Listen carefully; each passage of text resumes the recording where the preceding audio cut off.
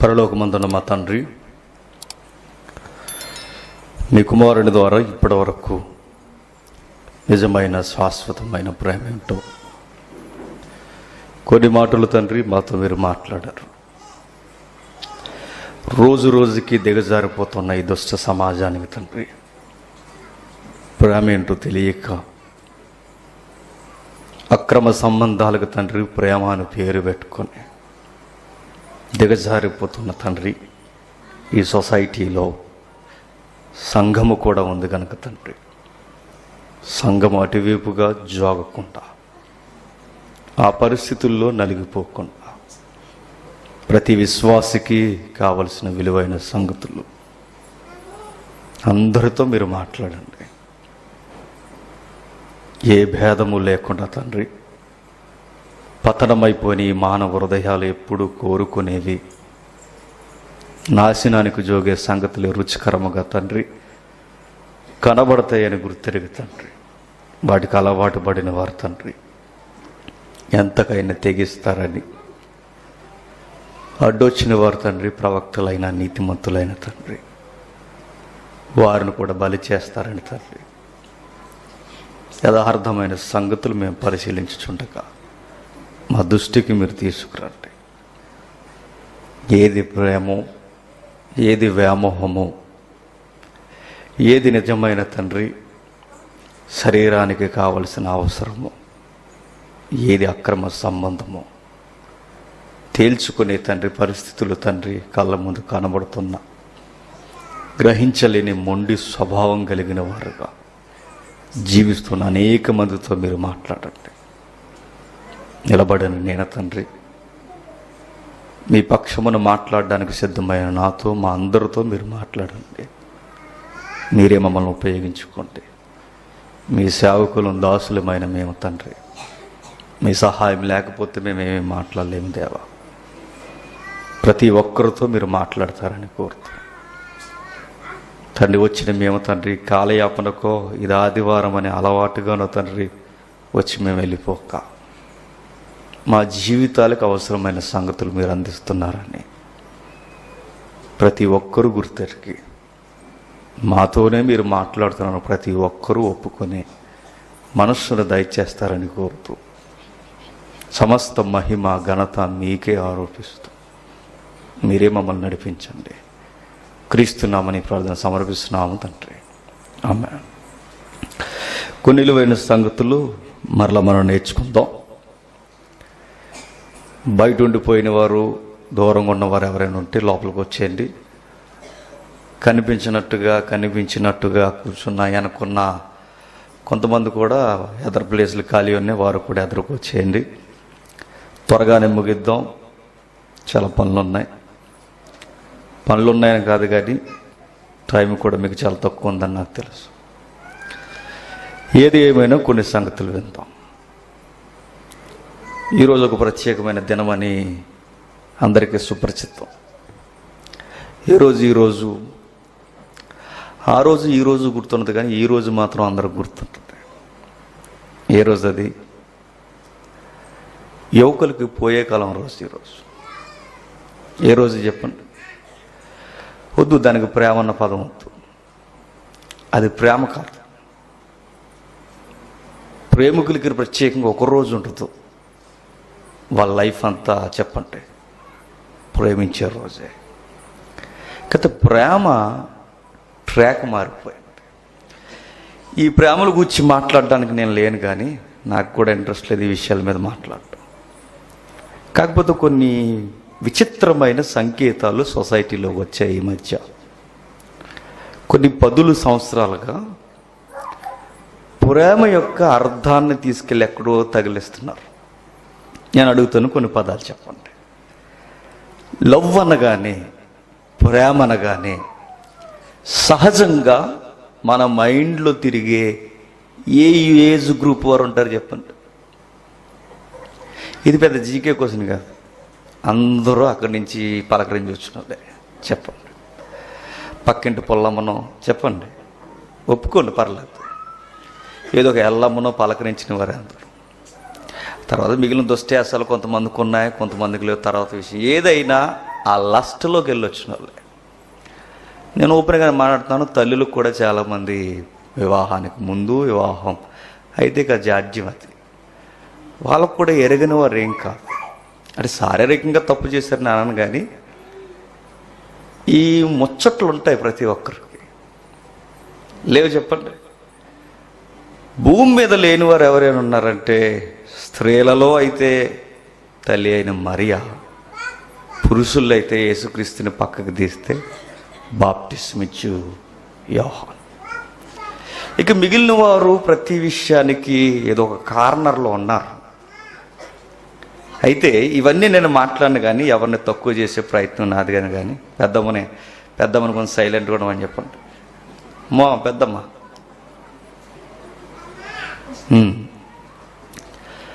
కొంచెం జాగ్రత్తగా విందాం.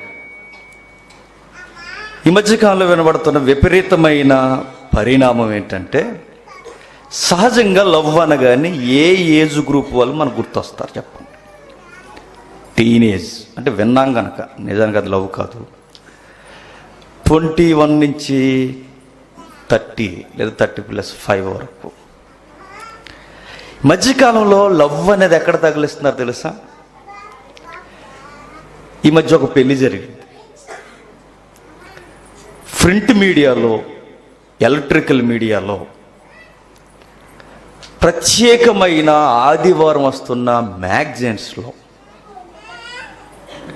ఈ టాపిక్ హాట్ టాపిక్గా నడిచింది. ఏమిటి అది అంటే, ఆమె మరొకరిని పెళ్లి చేసుకుందట, ప్రేమించి పెళ్లి చేసుకుందట. నేను అంటున్నాను, ఈ సౌండ్ బాగుంది ఏమన్నా? ఈ సౌండ్ కాదు నేను చెప్తున్నది. పేరు నేను చెప్పను, అదొక ఇండస్ట్రీ.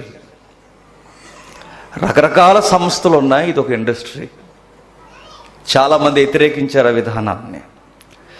సొసైటీకి ఏవి నేర్పిద్దామని నీ రెండో పెళ్లిని రంగరంగ వైభవంగా మీరు చూపిస్తున్నారని అడిగారు. అది విపరీతమైన దుష్కార్యం. నీకంతెత్తి ఎదిగిన కొడుకులు కూతుర్లు నీకున్నప్పుడు, నీ ఎత్తుకొచ్చేసిన కొడుకులు కూతుర్లు నీకున్నప్పుడు, నీకున్న స్టార్డమ్ను బట్టి, మీకున్న విధి విధానాలు బట్టి మీరు ఇప్పుడు ఏదో కొత్త పెళ్ళి కూతురు రెడీ అయినట్టుగా రెడీ అయ్యి, ఏదో కొత్తగా పెళ్లి చేసుకుంటున్నట్టుగా ఏంటి వాతావరణం అని మేధావులు అడిగారు. నేనేం అడగట్లా, అడిగిన మాటలే నేను చెప్తున్నా. ఏంటి విషయం అని అడిగారు.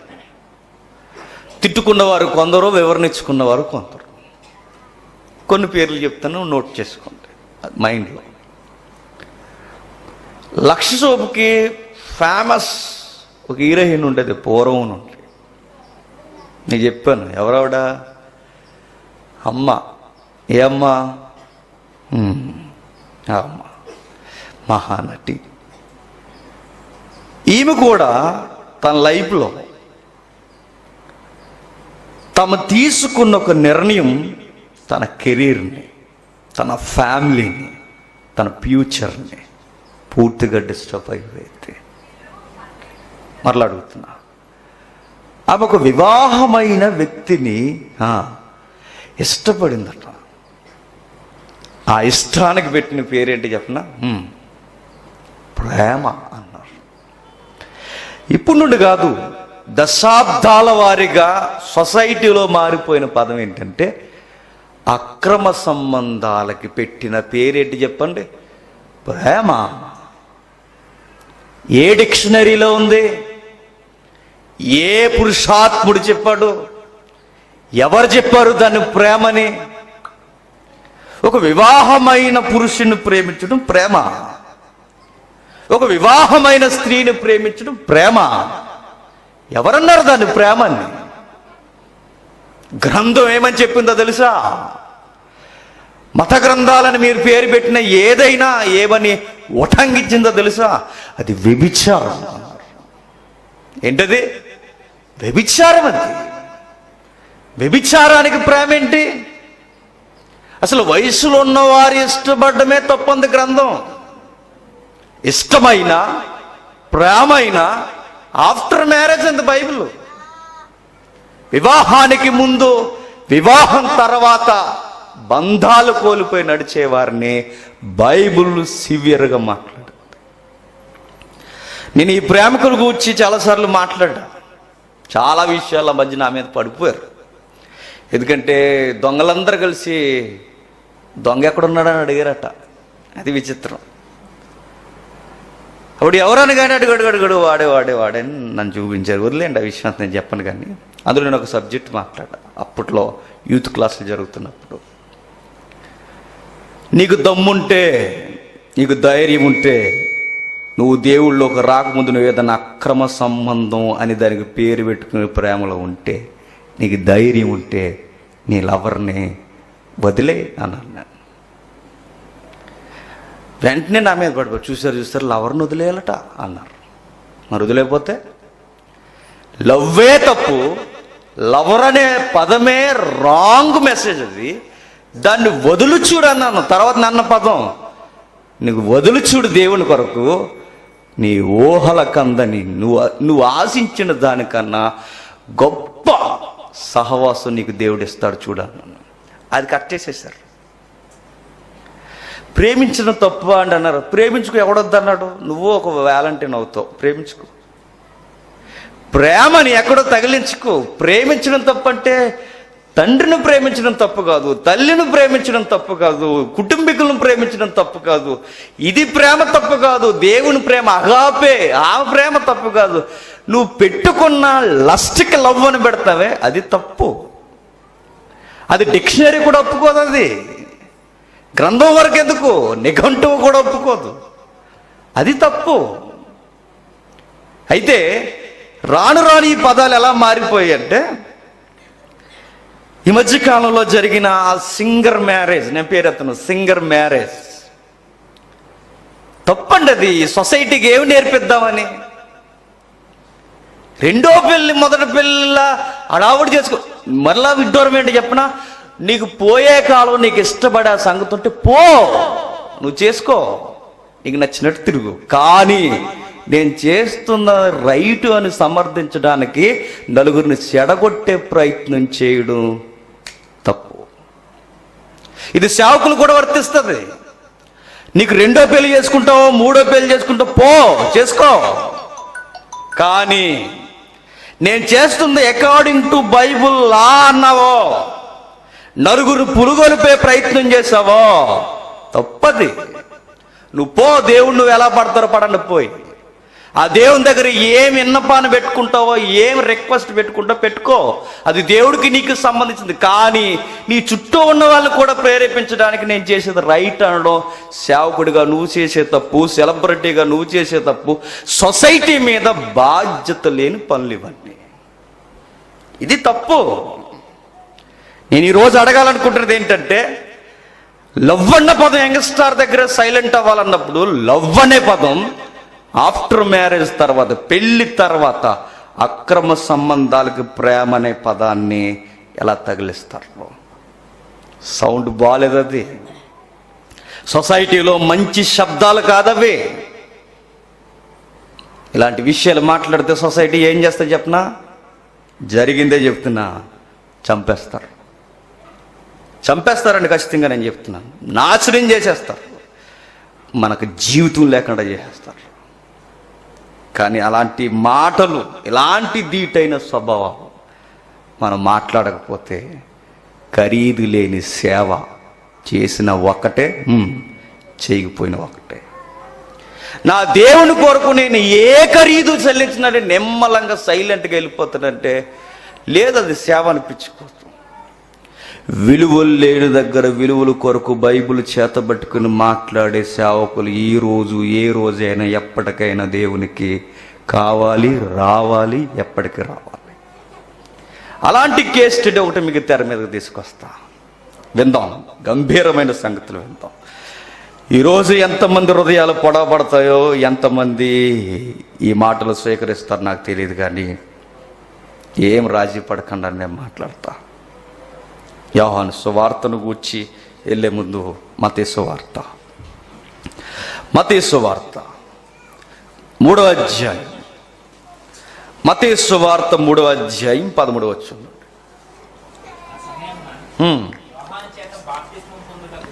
యోహాను చేత బాప్తిస్మం పొందుటకు యేసుక్రీస్తు వారు గలిలయ నుండి యొర్దాను దగ్గరున్న అతని యొద్దకు వచ్చెను. అందుకు యోహాను, నేను నీ చేత బాప్తిస్మం పొందవలసిన వాడినై ఉండగా మీరు నా యొద్దకు వచ్చుచున్నారా? ఆగుదాం. యోహానుని బాగా విందాం. యోహాను గురించి చాలాసార్లు మనం మాట్లాడుకున్నాం. ఇంచుమించు 3-4 భాగాలు మాట్లాడుకున్నాం.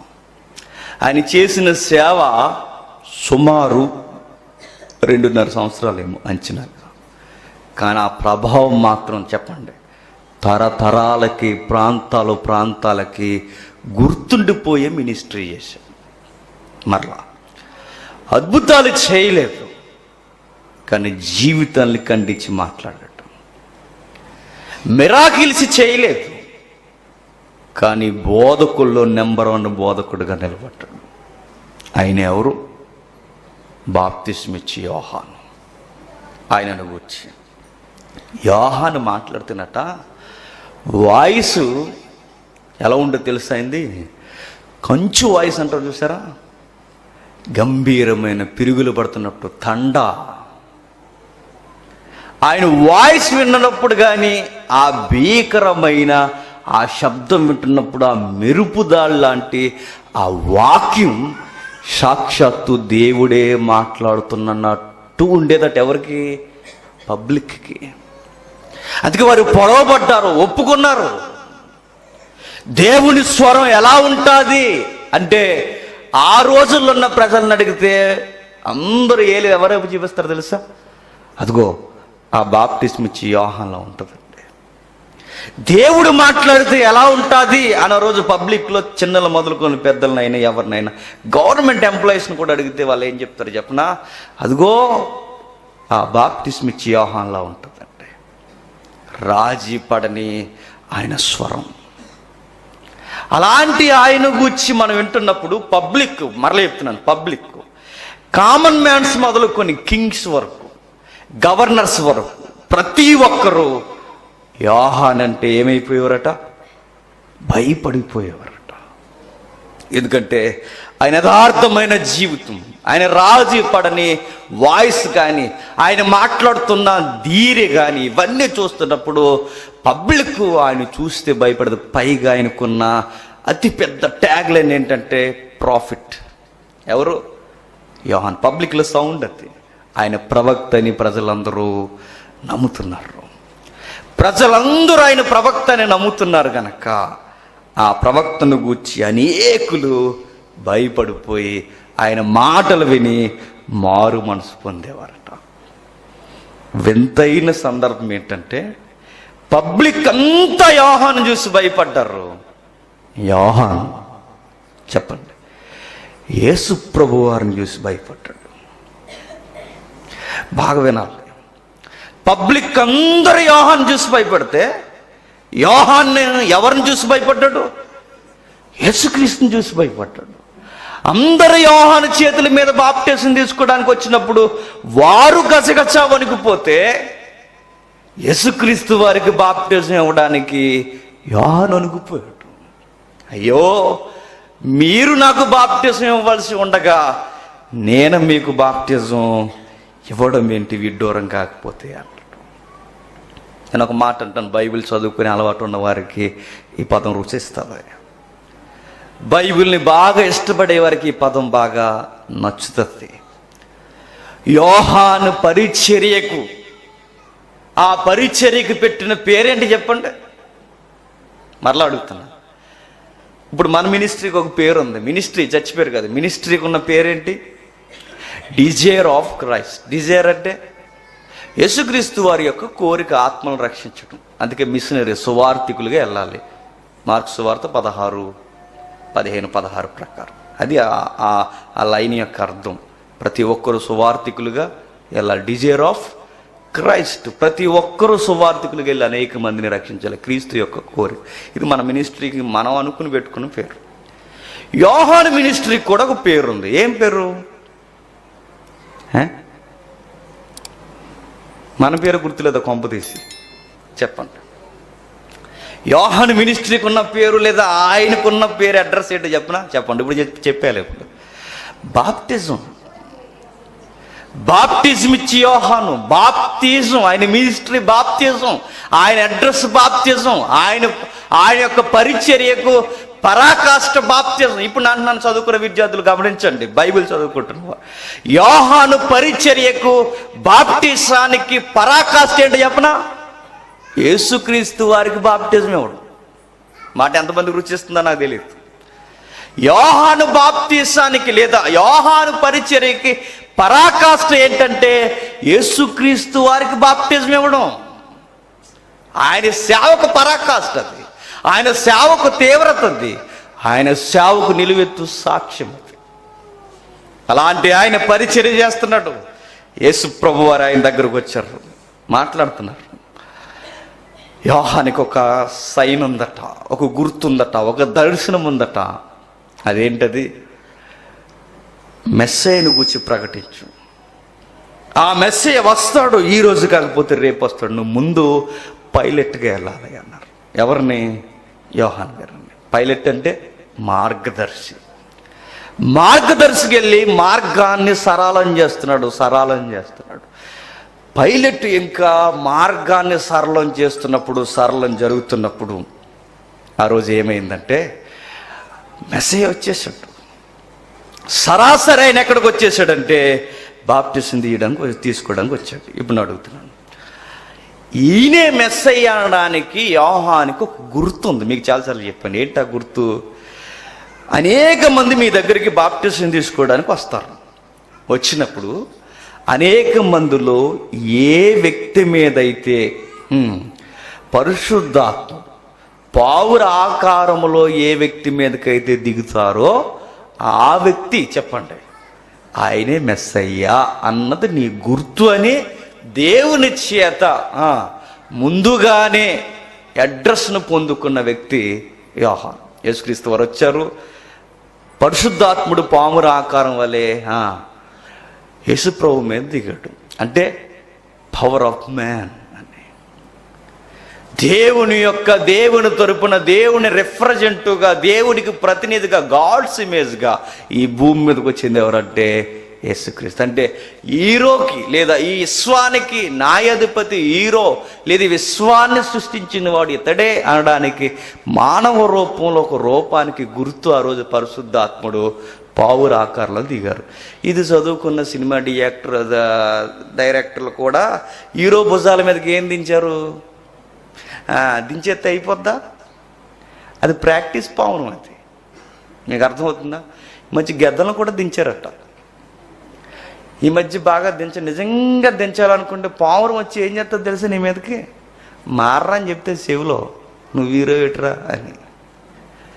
ఇవన్నీ డమ్మీ పావురాలు తెచ్చి మీద పెట్టుకుని వీళ్ళేమి అనాయింటింగ్ పీపుల్స్ ఏం కాదు, దీవెన పొందిన వారు, అభిషేకం పొందిన వారు కాదు. అదంతా ఎండితెర మాయాజాలం. అదంతా ఇలాంటివన్నీ ఇక్కడ చదువుకునే కాపీ పేస్ట్లు అవన్నీ. అయితే యేసుక్రీస్తు వారికి స్టాంప్ పడిపోయింది ఆ రోజు. ఈయనే పరిశుద్ధాత్మ చేత, దేవుని శక్తి చేత వచ్చిన ఈ నజరేయుడైన యేసే క్రీస్తు అయిపోయింది. పరిచర్య ముందుకు వెళుతుంది. యోహానికి మళ్ళీ చెప్తున్నాను, యోహాను పరిచర్య యొక్క విజన్ ఏంటి? మెస్సయ్యను లోకానికి పరిచయం చేసే వరకు నీ పరిచర్య. ఇప్పుడు వచ్చేసాడు ఆయన. దేవుడు పరిస్థితులు ఎలా చక్కబెడతాడంటే నేను నిజంగా ఆశ్చర్యం కలుగుతుందండి. మెస్సయ్య వచ్చేసినప్పుడు ఇక ఈయన జీవితం ఏమవ్వాలి? ఇక ముగించేసుకుని వెళ్ళిపోవాలి. అయితే వెళ్ళిపోయే ముందు, ఆయన ముగించే ముందు అటు సొసైటీకి, ఆ రోజు తరానికి, భవిష్యత్తుకి ఆయన మరణం ఒక సంకేతంలా సవాల్ చేస్తుంది. మనం అనుకుంటా చదువుకున్నప్పుడు అరే యోహాను చంపేశారే అని. నేను అంటాను, చంపేయడానికి లేదా చంపబడ్డానికి సిద్ధమవుతున్న ఈ కుట్రల మధ్య దేవుడు ఎందుకు సైలెంట్గా ఉన్నాడంటే ఇక యోహాన్ని, చెప్పండి, తీసుకెళ్ళిపోవాలనుకుంటున్నాడు. నేను మరలా చెప్తున్నా, యేసుక్రీస్తు వారు వచ్చేసారు, బాప్టిజం కార్యక్రమం అయిపోయింది. ఆయన పరిచర్యకి నిలువెత్తు తీవ్రమైన పరాకాష్ఠ ఏంటంటే యేసుక్రీస్తు వారికి బాప్టిజం. పరిచర్య ముందుకెళుతుంది. ఒకరోజు ఒక విషయం గమనించాడట. మరలా జాగ్రత్తగా విందాం. ఈరోజు ఏ డే చెప్పండి? ఈరోజు సండే అనకూడదు, ముందుగా ఏదో డే. ఆ డేలో ఆ పదాలు తప్పు అనడానికి ఈ లైఫ్లో కేసు ఉంది. ఎవరి లైఫ్లో? యోహాను గారి జీవితంలో. దానికి ప్రస్తుతానికి జరుగుతున్న పరిస్థితులకి కరెక్ట్గా సరిపోద్దండి ఈ సందర్భం. నిజానికి మీకు ఒక పాఠం చెప్పాలి. ఈరోజు ఎంతమంది గుర్తుంది? చేను భాగాలైనవి, మనకి 2 భాగాలు అయ్యాయి. ఎలక్షన్ డ్యూటీ పడడం వల్ల నాకు ప్రిపేర్ అవ్వడానికి అవ్వలేదు. ఇంకక్కడే అయిపోయింది టైం అంతా. తప్పక ఇదిగో ఇది ఈరోజు సందర్భం వచ్చింది. ఎప్పుడో ప్రిపేర్ అయ్యానండి. ఇది నేను కొన్ని సంవత్సరాలు ఎప్పుడు ప్రిపేర్ అయ్యాను కూడా నాకు తెలియదు.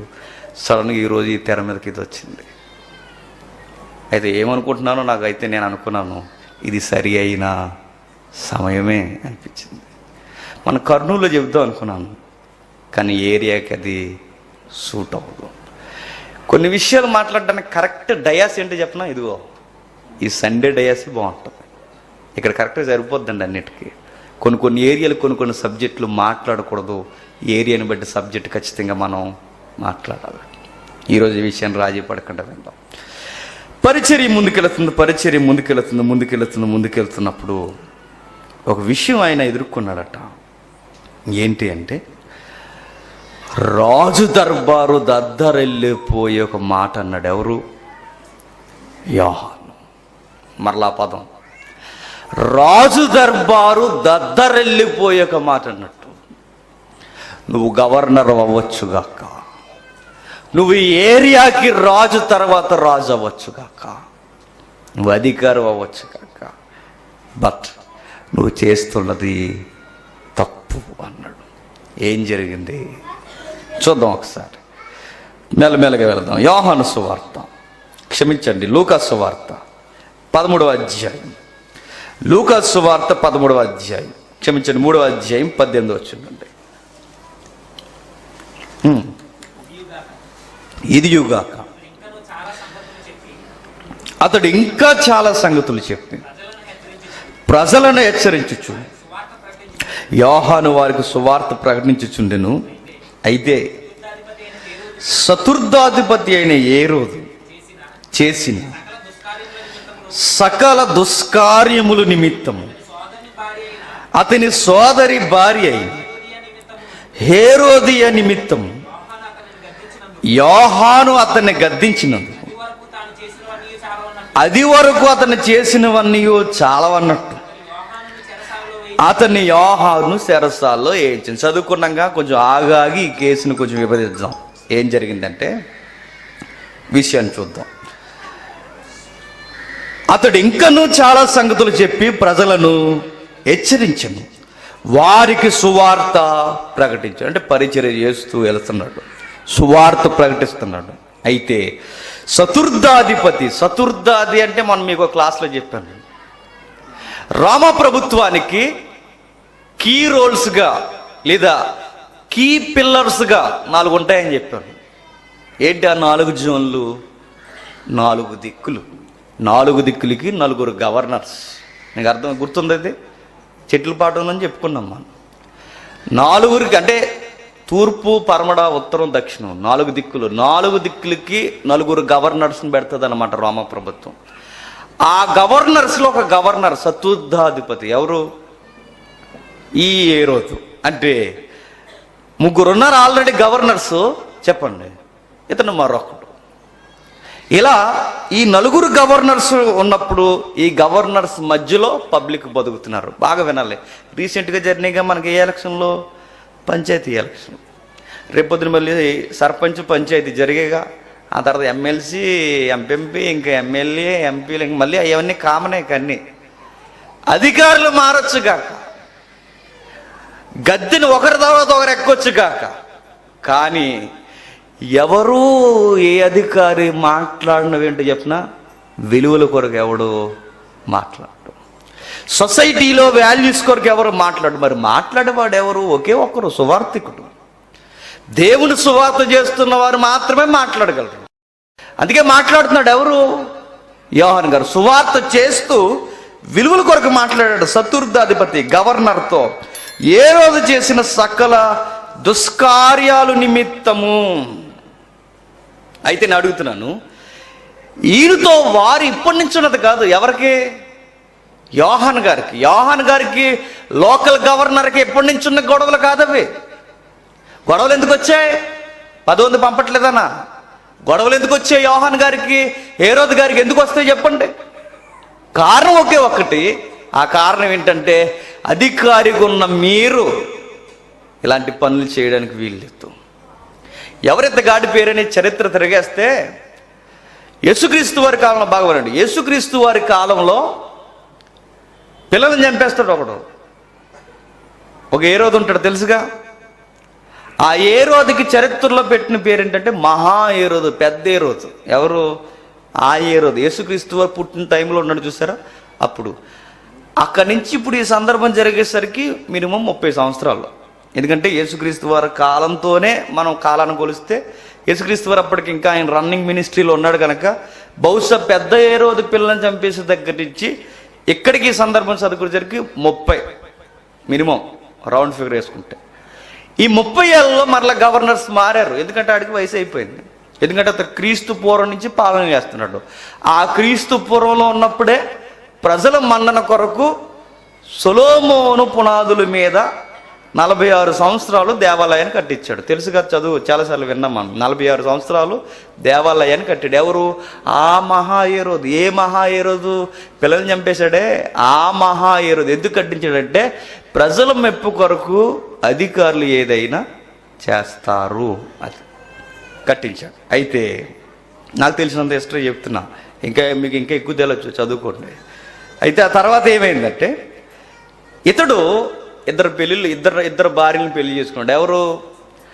ఎవరు? ఈ ఏ రోజు కాదు. ఈ ఏ రోజులకు అందరూ పోయే కాలం ఏంటంటే ఒక ఇద్దరిని చేసుకున్నాడట. నేను మరలా అడుగుతున్నా, ఎందుకు అలా చేసుకుంటున్నారు వీళ్ళందరూ అధికారులు కదంటే కారణం ఒకటి, అది ఘనతకు గుర్తు. ఎక్కువ మంది స్త్రీలను పెళ్లి చేసుకోవడం తెలుసది. హాలీవుడ్లో, బాలీవుడ్లో ఎక్కువ మంది హీరోయిన్తో హీరోలు చెప్పండి, లవ్ కాదు, లవ్ అనకండి, అక్రమ సంబంధాలు. అది ఒక స్టార్డమ్ గుర్తుంది. కావాలని కొంతమంది హీరోయిన్స్కి ఫేమ్ రావడానికి ఏం చేస్తారు చెప్పనా, ఈ విషయాలు వైరల్ చేసుకుంటారు. వాళ్ళ ఇన్స్టాగ్రామ్లో ఫోటోలు పెట్టి ఎంతమంది ఫాలో అవుతారు.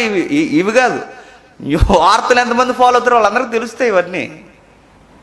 అలాగే ఆ రోజుల్లో కూడా రాజుల సంస్కృతి ఏంటంటే, ఎక్కువ మంది స్త్రీలతో సంబంధం పెట్టుకున్నవాడు చెప్పండి, వాడిని ఏమంటారంటే రాజుకు తగ్గ వందతనం. అందుకే సొసైటీలో కూడా ఇలాంటి అక్రమ సంబంధాలు పెట్టుకున్నవాడికి పదం ఇచ్చారండి. ఆ పదం ఏంటి చెప్పండి? మన్మధుడు. ఏంటది? మన్మధుడు అంటే ఆడు చెట్టు కింద కూర్చుని పద్యాలు రాస్తాడని కాదు చెప్పండి. మన్మధుడు అంటే నీతి సూత్రాలు చెప్తాడని కాదు. మన్మధుడు అంటే చూసిన ప్రతి చెప్పండి, ఆ పదాలు వదలండి, చూసిన ప్రతి చూసి సొల్లు కార్చుకునేవాడికి పెట్టిన పేరేంటి చెప్పండి? అది మన్మధుడా. లోకంలో ఎక్కువ మందితో పోయే వాళ్ళకి, ఎక్కువ మందితో అక్రమ సంబంధాలు పెట్టుకున్న వారికి ఘనతలని పేర్లు పెట్టుకున్నారు. చెత్తదని చెప్తుంది బైబిల్. అది స్క్రాప్ అని చెప్తుంది బైబిల్. అది వంకర స్వభావం అని చెప్తుంది బైబిల్. అయితే ఆ రోజు ఘనత కొరకు చేసుకుంటున్నాడు. ఆ మహా ఏరోదుకి 2 భార్యలు. 2 భార్యలకి 2 పిల్లలు పుట్టారట. బాగా వినాలి చరిత్ర. 2 భార్యలకి 2 పిల్లలు పుట్టారు. 2 మగపిల్లలే పుట్టారు. ఆ 2 మగపిల్లలకి 2 పేర్లు పెట్టారు. అందులో ఒకటి పేరు పిలుపు, మరొకటి పేరు అంతిపస్. అర్థమవుతుందా? ఒకటి పేరు పిలుపు, మరొకటి అంతిపస్. సహజంగా గవర్నర్ కుటుంబాల నుంచి వచ్చిన వారు కనుక వీరు కూడా ఆటోమేటిక్గా ఏమయ్యారంటే గవర్నర్ అయ్యాడు. అందులో ఒకడు మనకు మేజర్గా ఈ విషయంలో మ్యాక్సిమం 2 అయ్యారో ఒకరైనా తెలియదు. కానీ ఇప్పుడు మనకు కావాల్సిన వ్యక్తి మాత్రం ఖచ్చితంగా గవర్నర్. అంటే పెద్ద ఏ రోజుకు పుట్టిన 2 కొడుకులు, వాళ్ళ తల్లులు సెపరేట్లు. మరి ఏంటో వివాహ వ్యవస్థ ఏమర్థమవుతుంది. ఇది కూడా ఈరోజు గొప్ప అయిపోయింది. ఎవరికి? ఇదిగో ఇప్పుడు ఉన్నాం కదా ఇండస్ట్రీలో లేటెస్ట్ మ్యారేజ్లు ఇలాంటివన్నీ.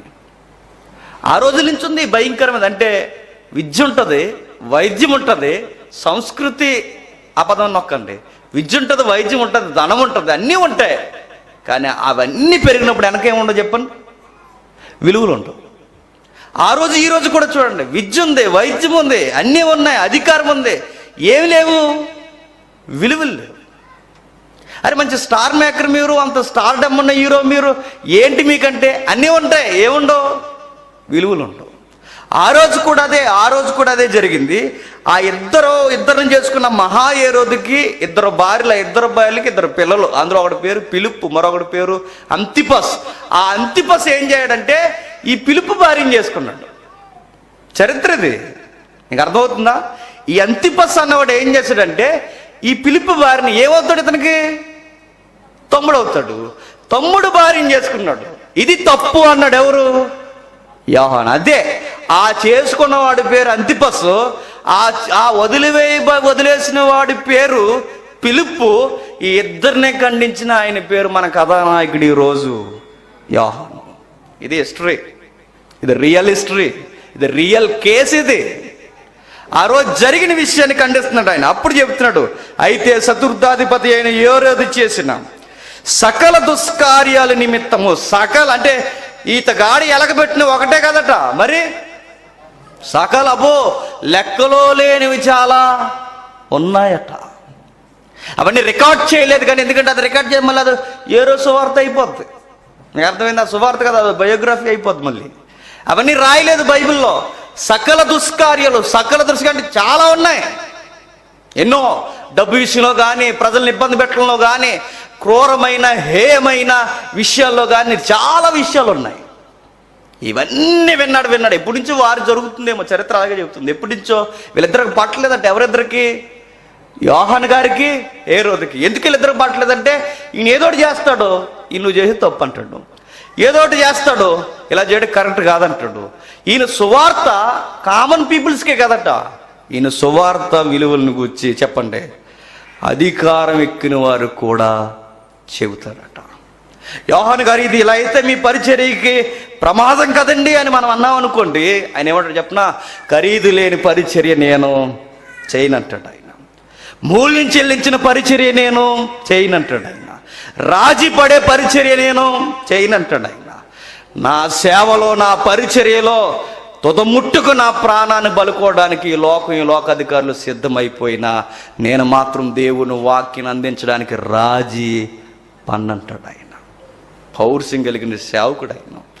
అలాంటి ఆయన పరిచర్య చేస్తున్నప్పుడు వెళ్ళాడు, రాజు దర్బారు దద్దరెళ్ళిపోయేలా చెప్పాడు. పబ్లిక్ అందరూ చూస్తున్నారు. ఆ రోజు అందరూ ఉన్నారు, రకరకాల మనుషులు వచ్చారు ఆ రోజు అంతా. ఆ రోజు అనేక మంది అలా వచ్చి కూర్చున్నప్పుడు సింహాసనం మీద కూర్చున్న రాజు దగ్గరికి వెళ్ళి అన్నాడు, సకల దుష్కార్యాల నిమిత్తం ఎన్నో ఉన్నాయి. ఇక నీ పాపానికి పరాకాష్ఠ ఏంటంటే నీ తమ్ముడు భార్య నువ్వు చెప్పండి ఉంచుకున్నావు లేదా చేసుకున్నావు, తెచ్చుకున్నావు. ఇది తప్పు అన్నాడు.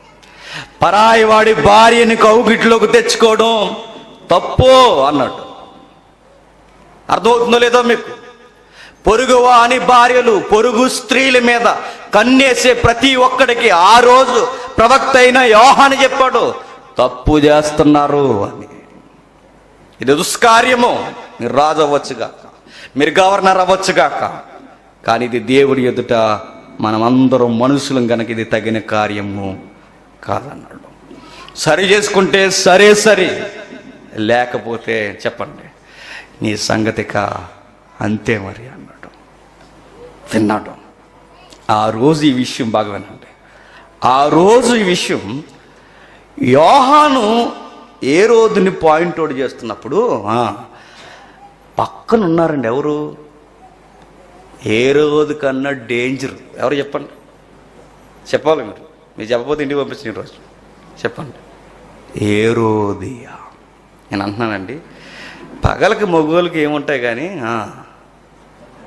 ఆడవారికి చాలామంది ఉంటారు, వీళ్ళ పగబట్టారో నేను చెప్తున్నాను. మనిషి ప్రాణం పోయే వరకు క్షమించరు. నిజమండి.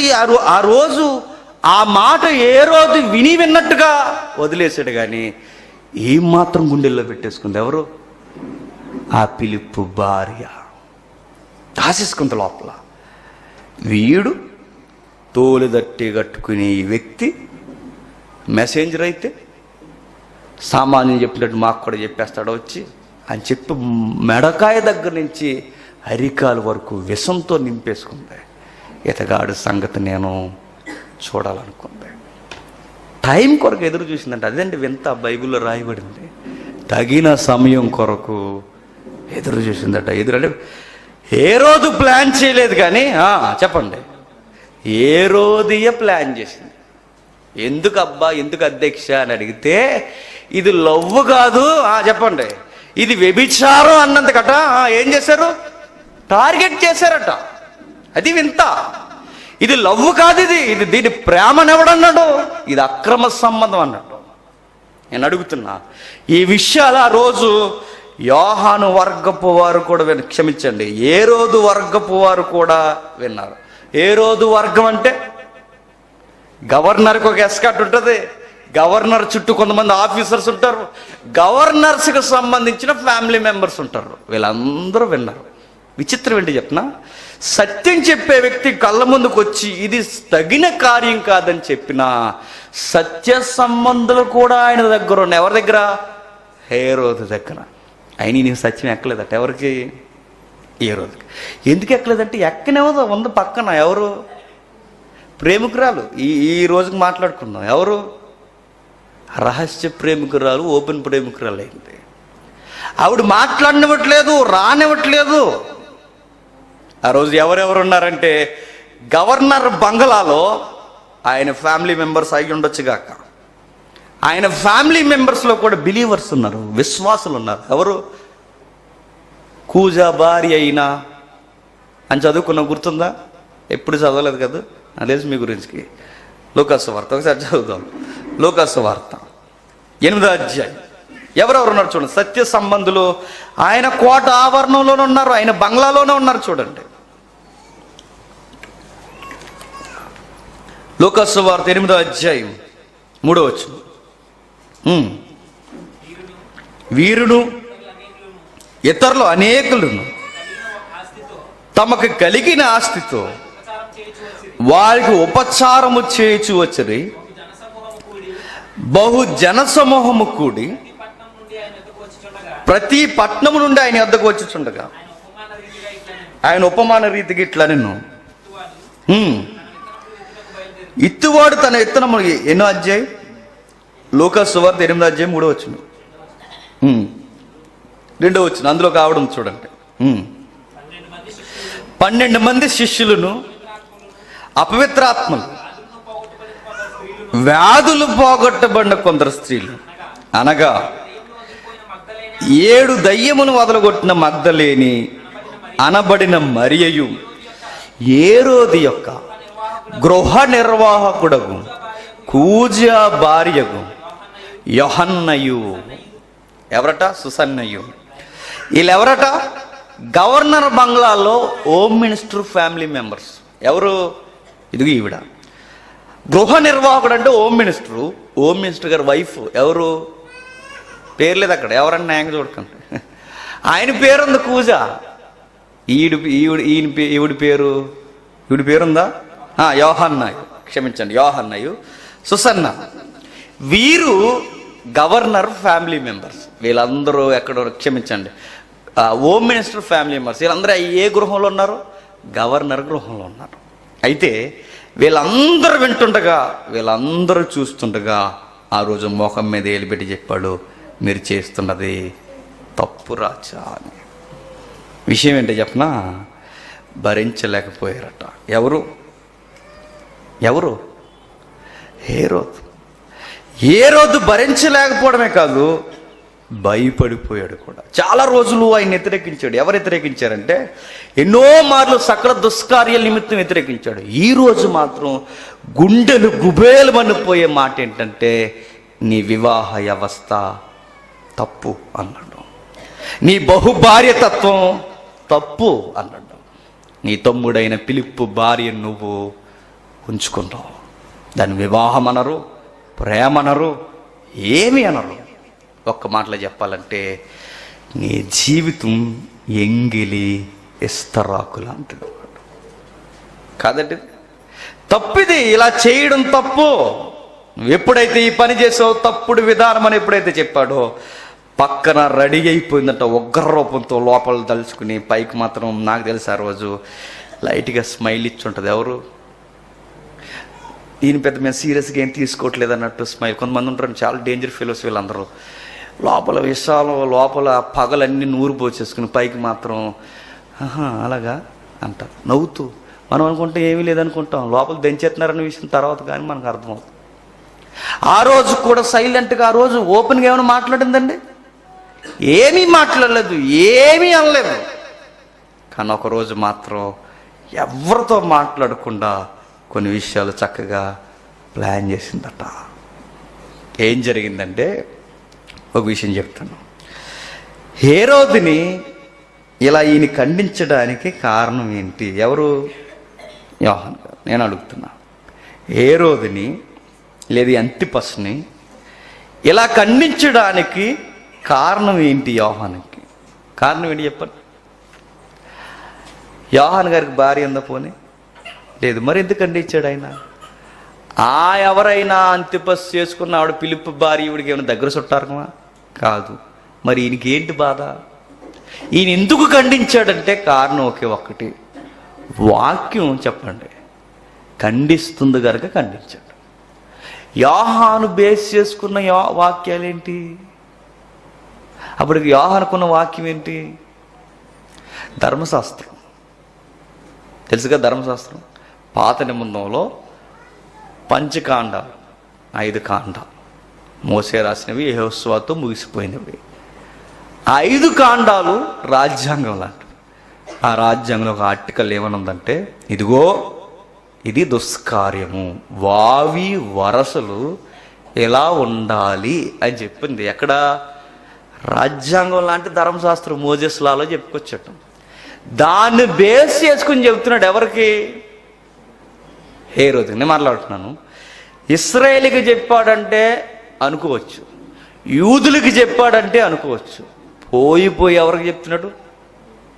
ధర్మశాస్త్రం సంబంధం లేకుండా బతుకుతున్న హేరోదుకి చెప్తున్నాడు. ఇప్పుడు నేను అంటాను, రికార్డెడ్గా రాయబడిన వారికి ధర్మశాస్త్రం వర్తిస్తుంది అనుకున్న ఇశ్రాయేలు గురించి అనుకుంటున్న మనమే, రికార్డెడ్గా అక్షరానుసారంగా మన చేతుల్లో ధర్మశాస్త్రం లేకపోయినా మనసు అనే ధర్మశాస్త్రాన్ని బట్టి గద్దించడానికి కూడా సిద్ధమైపోయిన వ్యక్తి ఎవరు? యోహాను. అంటే అక్షరానుసారంగా నీ ముందు ధర్మశాస్త్రం లేకపోయినా నువ్వు కూడా దేవుని చట్టం ముందు ఏమీ తీసిపోవు అన్నాడు. ఎవరిని? యోహాను. అని ఇప్పుడు నేను అడుగుతున్నాను, వాక్యంలో ఉన్నవాడికైనా వాక్యంలో లేనివాడికైనా షరతులు ఒక్కటే. ఏంటి చెప్పండి? వివాహ వ్యవస్థని గండి కొట్టడానికి వీల్లేదు. ఈ మధ్య తప్పించుకోవడానికి దొంగలు ఏం చేస్తున్నారంటే, వాక్యంలోకి వచ్చినప్పుడట, వాక్యంలోకి రానప్పుడట. ఎక్కడుంది రెఫరెన్స్? లేదు. ఎక్కడ? ఇది నీ లాజిక్. ఇది ఎక్కడైనా ఉందా? ఎక్కడ లేదు. వాక్యంలోకి వచ్చినప్పుడు ఎక్కడుంది? వాక్యంలోకి వచ్చినప్పుడు, వాక్యంలోకి లేనప్పుడు. అలా కాదు. విలువలు ఎప్పుడు గుర్తుపెట్టుకోండి, మనిషి అన్నవాడి మీద దేవుడు ఎప్పుడు అప్లై చేస్తాడు. ధర్మశాస్త్రం ఉన్నవారికి ధర్మశాస్త్రం ఉన్నట్టుగా, ధర్మశాస్త్రం లేని వాడికి ధర్మశాస్త్రం లేనట్టుగా. ఎవరిని ఎలా అయినా దేవుడు ఖచ్చితంగా విలువలే కోరతాడు. యోహాను అందుకే అడిగాడు, రాజా మీకు ధర్మశాస్త్రం వర్తించడం లేదు, రాజా మాకు మోసేలా మాకు సంబంధించింది తప్ప మీకు సంబంధించింది కాదనలేదు. అస్సలు ఆ ప్రస్తావన తీసుకురాలేదు. ఆయన అన్నది ఏంటో చెప్పినా, ధర్మశాస్త్రంలో ఉన్న వాక్యాలు ఎత్తిది తప్పు అన్నట్టు. నిజానికి ఏ రోజులు అంటే ఎవరండి? ఏ రోజులు అంటే ఎవరు? ఏ రోజులు అంటే ఏ రోజులు అనకూడదు. ఎవరు ఏ రోజులు అంటే? ఆవిడ ఉందిగా హిస్టరీ. లోతు గారికి కుమార్తెలు, ఆ కుమార్తె వాళ్ళగా క్షమించనా 9 సంతానం. యాకోబు సంతానమేమో ఇశ్రాయేలీలు, అన్న సంతానమేమో హెరోది. హెరోదీలందరూ యాసావు సంతానం. ఈ యాసావు సంతానానికి యెహోవా దేవుడి పట్ల అంత ఆతృత ఏమి మొదటి నుంచి లేదు. అయితే వాళ్ళ దగ్గరికి పోయి ధర్మశాస్త్రాన్ని ఎందుకు కోట్ చేస్తున్నాడంటే గుర్తుపెట్టుకోండి, వాక్యం అందరికీ వర్తిస్తుంది. ఎక్కడ మాటలు తీసుకున్నాడు ఈయన చూద్దాం, ఎందుకన్నా మంచిది. లేవియాకాండం త్వరగా ముగించేద్దాం. లేవియాకాండం 18వ అధ్యాయం ముగించుకుందాం. లేవియాకాండం 18వ అధ్యాయం 16వ వచనం. లేవియాకాండం 18వ అధ్యాయం 16వ వచనం. లేవియాకాండం 18వ అధ్యాయం అనగానే మొండుగా మీకు గుర్తెట్టేసుకోండి, అవి వావి వరుసలు కూర్చిన అధ్యాయం. ఏది? లేవియాకాండం 18వ అధ్యాయం. ఆ నడక, అక్కడ ఉన్న అధ్యాయాల నడక అంతా వావి వరుసలు కూర్చే మాట్లాడుతుంది. నీ సహోదరి భార్య మానచ్చదము, అది నీ సహోదరిని మానం. మన లాంగ్వేజ్లో చెప్పాలంటే నేను చెప్పిన, ఒరే గాడిదా, నీ సహోదరుని భార్య వైపు నువ్వు చూడకూడదురా అని. ఈ దొంగలు ఉన్నారు, నేను అందుకే పచ్చిగా మాట్లాడుతున్నా. ఒరే పనికి మాలినోడా, నీ సహోదరుని భార్య వైపు నువ్వు చూడకూడదురా అని. చూస్తే ఏమవుతుందో చెప్తున్నాడు చూడండి. 20వ అధ్యాయం 21వ వచనం. 20వ అధ్యాయం 21వ వచనం. ఒకడు తన సహోదరుని భార్యను చేర్చుకున్నాడు, అది హేయము. వాడు తన సహోదరుని మానచ్ఛేదమును తీచెను, వారు సంతానహీనులై ఉందురు. మరొక సెక్షన్ ఉంటుంది, టైం లేదు కనుక. ఇలాంటి దుష్కార్యం చేసిన వాడు మరణశిక్షకి పాత్రుడు అని నేను అడుగుతున్నా. వావి వరుసల్లో ఒక వరుస ఏంటంటే సహోదరుని భార్య జోలికి పోకూడదు. ఇప్పుడు అంటున్నాను, పురుషుడికే కాదు చెప్పండి, స్త్రీ కూడా ఇలా వర్తిస్తుంది. పొరుగు వాని భర్త జోలికి నువ్వు పోకూడదు. పోతే ఏమవుతుంది చూడండి. పోతే ఏమవుతుంది పోతే అంటే నేను చెప్తున్నాను, పోయారు చెప్పా పట్టకుండానే పోయారు. ఎగ్జాంపుల్ ఎవరు చెప్పనా? ఎగ్జాంపుల్కి మీరు చూడండి, కావాలంటే మాకు అందరూ వద్దు కానీ అందరికి తెలిసిన వాళ్ళు ఉన్నారు, సినిమా స్టార్లు. చూడండి, సావిత్రి గారి జీవితం నాశనం అయిపోవడానికి కారణం ఏంటి చెప్పనా?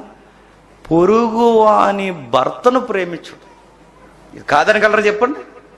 ఆమె లైఫ్ డిస్టర్బ్ అయిపోయి గవర్నమెంట్ హాస్పిటల్లో అనాథగా చచ్చిపోవడానికి కారణం వేరొకరి భర్తను ప్రేమించడం. అది ప్రేమ అనకూడదు.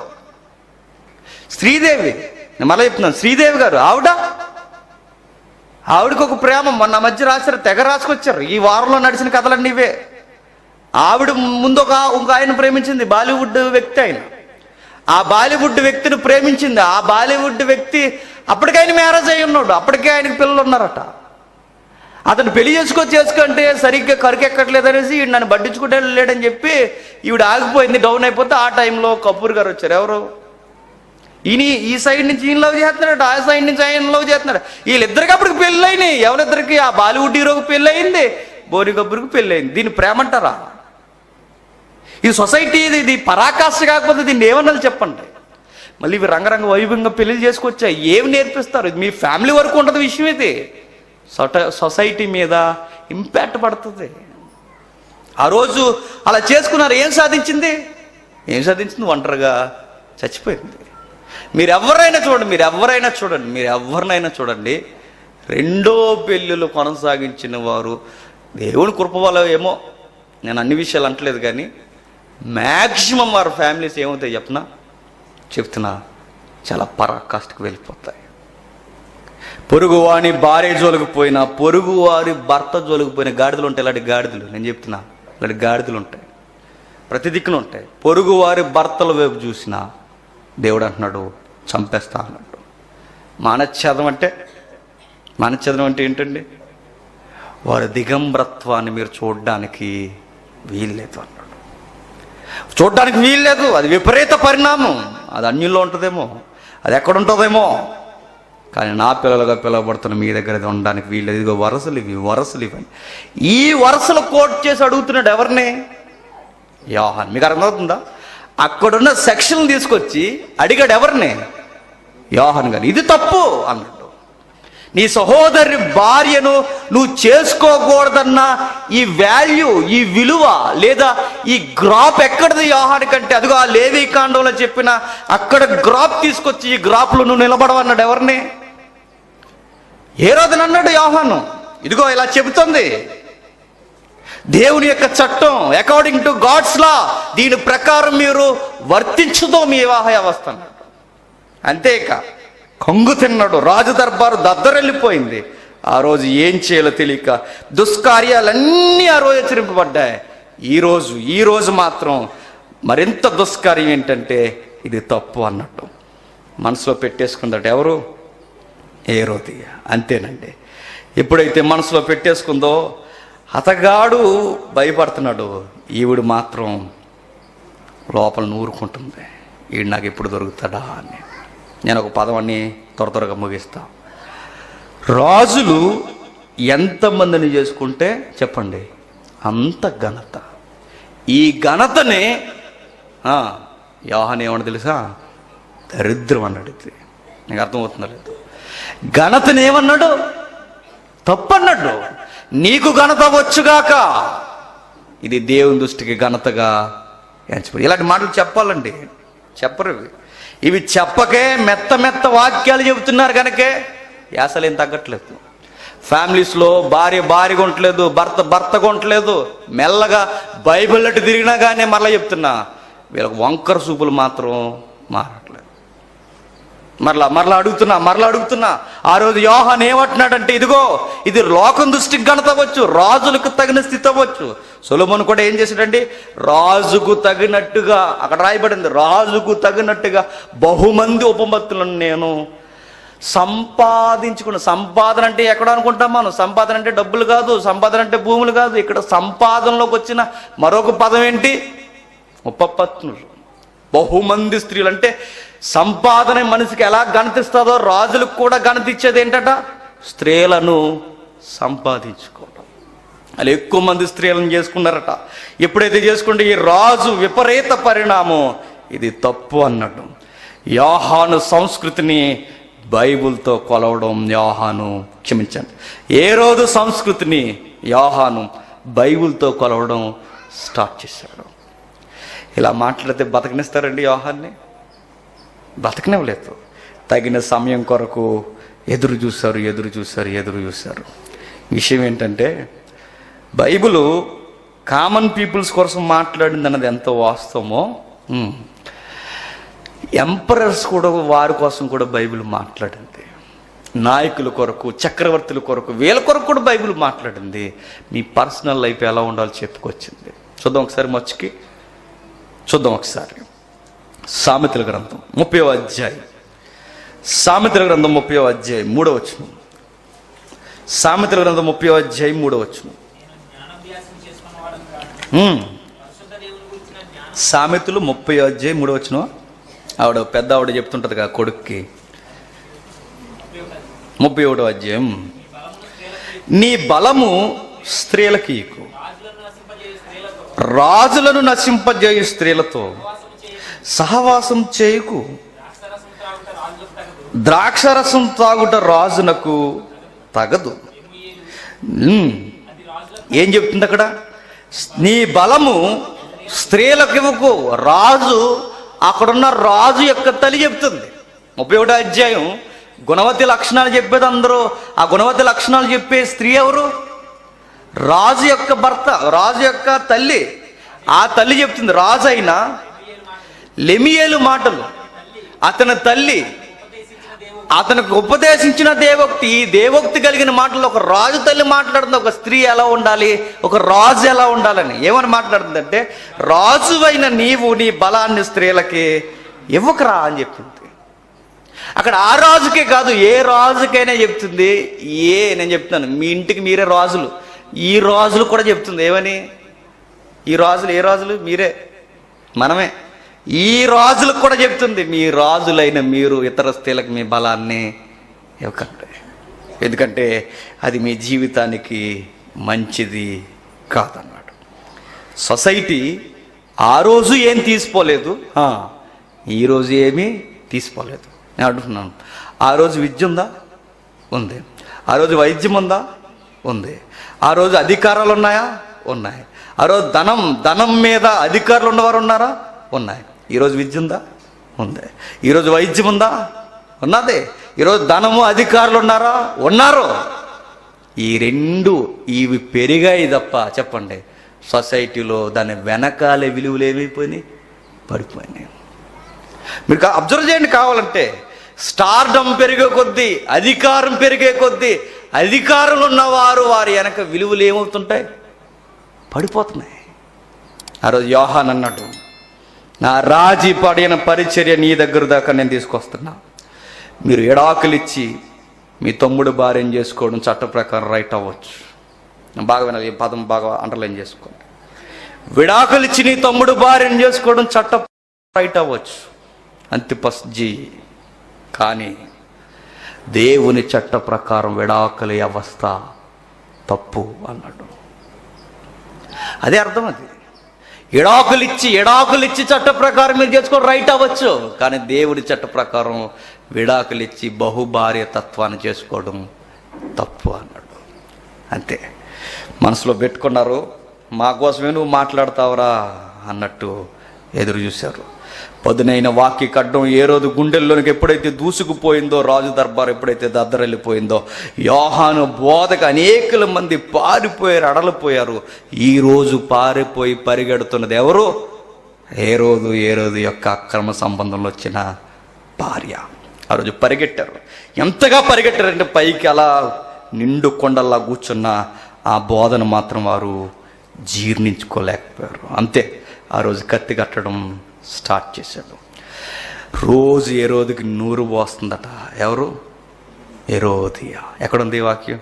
యోహాను సువార్త 6వ అధ్యాయం. చూడండి ఎంత చక్కగా ప్లాన్ చేస్తారో. సీరియల్లోనే కాదు, రియల్ లైఫ్లో కూడా ఈ లేడీ విలన్స్ చెప్పండి ఉంటారు.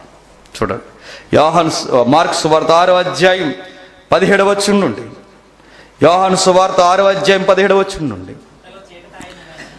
6వ అధ్యాయం, క్షమించండి, మార్కు సువార్త 6వ అధ్యాయం 17వ వచనం. మార్కు సువార్త 6వ అధ్యాయం 17వ వచనం.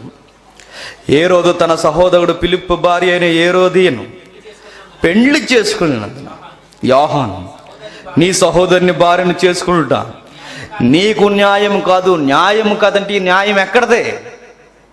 ఆ ధర్మశాస్త్రం ప్రకారం ఇది న్యాయము కాదని హేరోదుతో చెప్పాను కనుక ఇతడు ఆమె నిమిత్తము యోహాను పట్టి తెప్పించి చెరసాల్లో బంధించిన. వెంటనే ఈ వ్యక్తిని అరెస్ట్ చేయండి అన్నాడు. ఎవరు? హేరోదు. వెంటనే ఈ వ్యక్తిని అరెస్ట్ చేయండి అనగానే అరెస్ట్ తీసుకెళ్ళి లోపలేసారట జైల్లో. అక్కడి వరకే అనుకున్నాడు ఎవరు? హేరోదు. అరెస్ట్ చేసి భయపెట్టి అక్కడితోనే ఆపేద్దాం అనుకున్నాడు. కానీ గుర్తుపెట్టుకోండి, వెనకున్న లేడీ విలన్ అన్నట అక్కడితో ఆగడానికి వీల్లేదు. అరెస్టు ఆగిపోవడానికి వీల్లేదు. హేరోది అతని మీద పగబట్టి, చూడండి పదం, పగబట్టి అతన్ని చంపగోరెను గాని ఆమె చేత కాకపోయాను.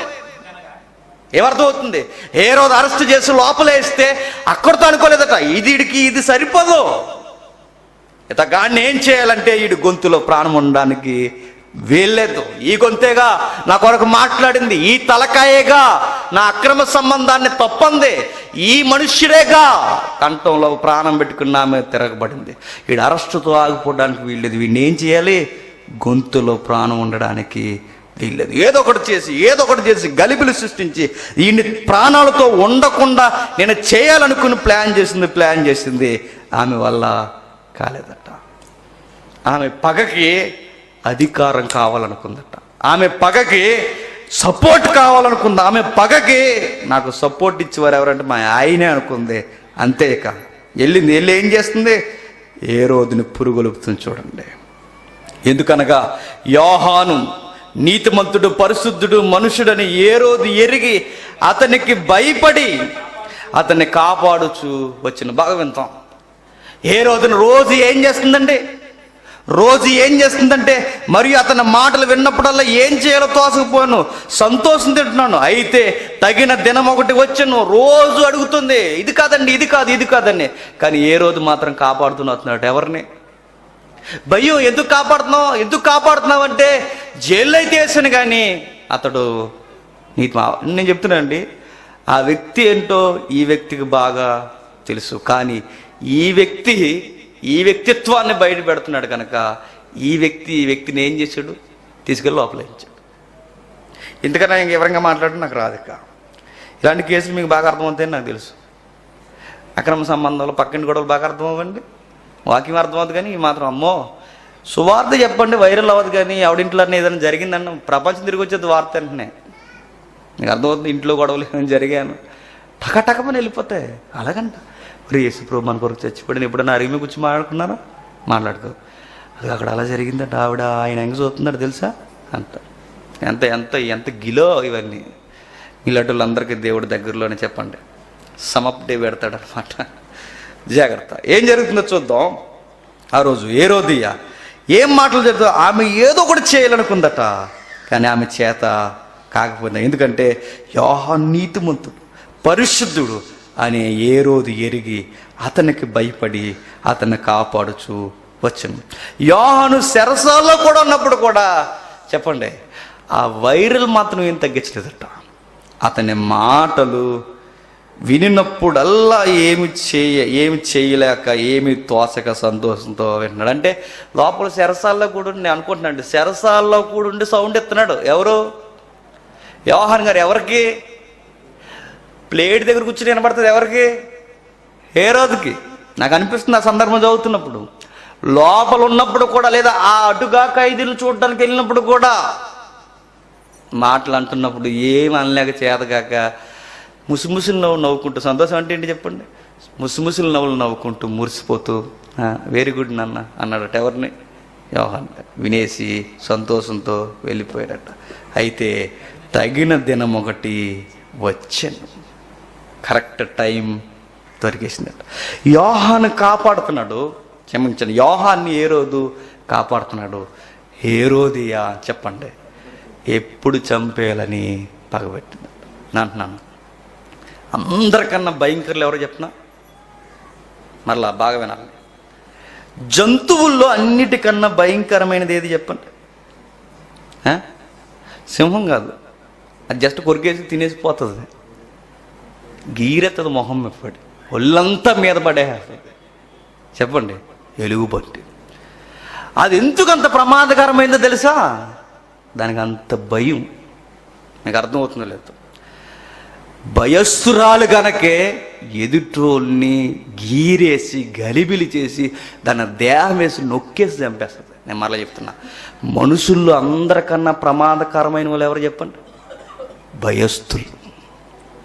వీళ్ళు చాలా ప్రమాదం అని నేను చెప్తున్నా, మరలా చాలా ప్రమాదం. ఎంత ప్రమాదం అంటే వీళ్ళ భయపడిపోయి ఎదుటోడిని ఏదో ఒకటి చేసేస్తారు. ఖచ్చితంగా రియల్ స్టోరీలు ఇవి. అందరికన్నా భయస్థురాలు ఎలుగుబంటి కనుక మనిషిని కకలావికలం చేస్తుంది. ఆ భయానికి అది ఏం చేస్తుందో కూడా దానికి తెలియదు. అందరికన్నా మనుషుల్లో భయస్థులు ఎవరంటే ఎవరు భయంకరులు అంటే భయస్థులే. చాలా ప్రమాదం. హేరోదియ చాలా భయస్థులు. ఎంత భయం అంటే యోహాను అంటే భయం, యోహాను మాటలంటే భయం, ఏం చేయలేక చేత కాదు. ఈ భయస్థులు ఎంత కిరాతానికి ఒడిగట్టారంటే ప్రాణాలే తీసేయాలనుకున్నారు. అంత భయస్థుడు. వీళ్ళు ఎలా ఉంటారు చెప్పిన, చుట్టూ ఉన్న పురుగు కలుపుతుంటారు. ఈడు ముందుకు రాడు, ఈడు ముందుకు గుర్తుపెట్టుకుని ఈడు ఎప్పుడు ముందుకు రాడు. చుట్టూ ఉన్న పురుగొలిపి చుట్టూ ఎలాండ్రా అలా చేయండి ఎలా చేయండి అని పురుగొలిపి ఈడి భయాన్ని దాచుకోవడానికి ఎదుటి వాళ్ళకి ఎంటేసి అవసరమైతే ఎదుటి వాళ్ళని చెప్పండి సమాజ్ చేస్తారు. ఈ రియల్ అండి, మానవ సైకో, మనిషి యొక్క మనసుది. ఆ రోజు అది అలా భయం ఏం చేస్తుందంటే ప్రవక్తకి వ్యతిరేకంగా లేచిపోయారట. సామెతల్లో స్త్రీలు గూర్చి బాగుగా ఎరిగిన పెద్ద ఆయన ఒక మాట అన్నాడు. నిజంగా మాట ఈ సందర్భంలో అవసరం. ఏమంటే తెలుసా, ఆశ్చర్యపోతామండి. భూమే వణిగిపోయే 4 ఉన్నాయట. తెలుసా మీకు? భూమి వణిగిపోద్దట. ఆ భూమి ఆ 4గిటిని చూసి వణిగిపోద్దట. భూమి అంటదట, అమ్మో దండవంటదట. ఏటా 4 చూస్తారా సరే? చూడండి, మనం వెళ్ళిపోతాం చూడండి, చాలా జాగ్రత్తకుంటారు. సామెతల గ్రంథం 30వ అధ్యాయం 21వ వచనం, భూమిని వణికించేవి 3 కలవు, అవి మోయలేనివి 4 కలవు. 4వది అట్లాంటి పండుగలు పెట్టాడు అనమాట. అందులో ముఖ్యంగా 3 వణికిపోతుంది భూమి, ఆ 3 లేదా 4 మోయలేదు. ఏంటవి చెప్పండి? అవి ఏమనగా ఎవరట? రాజరికానికి వచ్చిన దాసుడు. దాసుడు అధికారం అవుతే అవుద్దండి, ఆడికి గిల్లు ఉంటుంది. ఆడున్నప్పుడు బానిసుకున్నప్పుడు ఆడు బాధ పెట్టారు చూసారా? ఆడు బానిసుకున్నప్పుడు ఆడు ఏమైతే ఆడుకున్నాయో అవన్నీ కింద నుంచి వచ్చినట్టు ఏం చేస్తాడు? ఆడు పైకి వచ్చిన తర్వాత కింద ఉన్న వాళ్ళందరూ బాధ పెట్టేస్తాడు. అందుకే దాసుడు అధికారం అవుతే ఏమవుద్దట? మా మా మా మా ఫీల్డ్లో ఒక బాస్ ఉంటుంది. డైరెక్ట్గా పోస్టింగ్ వచ్చిన వారి కన్నా నేను చెప్తున్నా ర్యాంకర్స్ ఎక్కువ ఇబ్బంది పెట్టేస్తారు. మీరు కావాలని చూడండి, ఎనీ డిపార్ట్మెంట్ ర్యాంకర్స్ వస్తారు చూసారా? ర్యాంకర్ అంటే స్టెప్ బై స్టెప్ ప్రమోషన్ మీద వస్తారు చూసారా? వీళ్ళు చాలా శాడిజంగా ఉంటారు. డైరెక్ట్గా ఐపీఎస్లో ఐఏఎస్లో వస్తారు చూసారా? డైరెక్ట్ వీళ్ళు సబ్జెక్ట్ ప్రకారం డ్యూటీ చేసుకుని వెళ్ళిపోతారు. ఇది రూల్స్ ఉంటాయి వాళ్ళకి. డైరెక్ట్ సబ్జెక్ట్తో వస్తారు, డైరెక్ట్గా డ్యూటీ చేసుకుంటారు, అంతవరకు సమప్ చేసి వెళ్ళిపోతారు. ర్యాంకర్స్ ఉంటారు చూసారా? వీళ్ళకి శాడిజం ఎక్కువ ఉంటుంది. ఎందుకంటే వీళ్ళని హింసపెట్టిన అన్ని గ్యాప్ ఉంటాయి వీళ్ళకి. వీళ్ళు ఏం చేస్తారు అనుకున్నారు? ఇంక బతకనివ్వరు, ఇంకేమన్నాను. అతను కింద నుంచి వచ్చాడు, అతను అదే పొజిషన్లో వచ్చాడు, అతను కూడా రేయింపగల డ్యూటీలు చేశాడు. ఇతను ఎందుకు ఎలా చేస్తున్నాడంటే అంతే. ర్యాంకర్స్ సహజంగా మీరు ఏదైనా చూడండి, మీరు ఏదైనా ఏ డిపార్ట్మెంట్ అయినా ర్యాంకర్స్ చాలా ఇబ్బంది పెట్టేస్తారు. బైబిల్ అంటున్నాడు సామెతల గ్రంథంలో, ఇదిగో దాసుడు రాజు అయితే ప్రమాదం అన్నాడు. నెక్స్ట్, కడుపు నిండా అన్నం కలిగిన మూర్ఖుడు ఎవడట? రెండో బ్యాచ్ ఎవడట? బాగా కడుపు నిండిపోయినాడు ఏమైపోతాడంటే మూర్ఖుడికి కడుపు నిండిపోయింది అనుకోండి. మూర్ఖుడికి అన్నం లేదనుకోండి, అమ్మయ్య బావి అంటాడు. మీకు అర్థం కాదు? సహజంగా మూర్ఖుడు, ఆ మూర్ఖుడికి కడుపు నిండిపోయింది అనుకోండి, అమ్మయ్య బావి అంటాడు కడుపు నిండే వరకు. అదే ఆడు కడుపు నిండిపోయింది అనుకోండి, ఆడు మూర్ఖుడు. అప్పుడు ఆ మూర్ఖత్వం, ఆకలి రాదు బయటకు, అప్పుడు ఏమవుతుంది? మూర్ఖత్వం బయటకు వచ్చాడు అంటాడట. ఆ మూర్ఖుడు అవసరమైతే ఏమైనా చేస్తాడు. భూమి భరించలేని ఒకటి సింహాసనం ఎక్కిన దాసుడు, కడుపు నిండిపోయిన మూర్ఖుడు. నెక్స్ట్, కంటకరాలయుండి పెండ్లైన స్త్రీ. కంటకరాలంటే మీరు ఏదో సీరియల్ జ్ఞాపం చేసుకుంటారు. కంటకరాలంటే వదిలివేయబడిన స్త్రీ. వదిలేస్తారు చూసారా? గయ్యాలని చెప్పి వదిలేస్తారు చూసారా? భరించలేక వదిలేస్తారు చూసారా? గెంటి వేయబడతారు చూసారా? ఈ మాట చెప్తున్నాను, ఈ విశ్వానికే చాలా ప్రమాదం అంట. ఆమె ఏం చేస్తుందంటే బాగా వినండి, ఆమె ఏం చేస్తే కంటకురాలైన స్త్రీ. ఇక్కడ ఈ పదం కడ ఎందుకు అవుతుందా అంటే, ఇప్పుడు ఆవిడని అర్థం చేసుకోవడం ఇంకెవరు? హేరోదియ. ఈవిడెవరు? వదిలివేయబడింది ఎవరి చేత? కంటకరాలంటే వదిలివేయబడింది ఎవరి చేత? ఫిలిప్పు చేత. ఇప్పుడు ఎవరు పంచం చేరింది?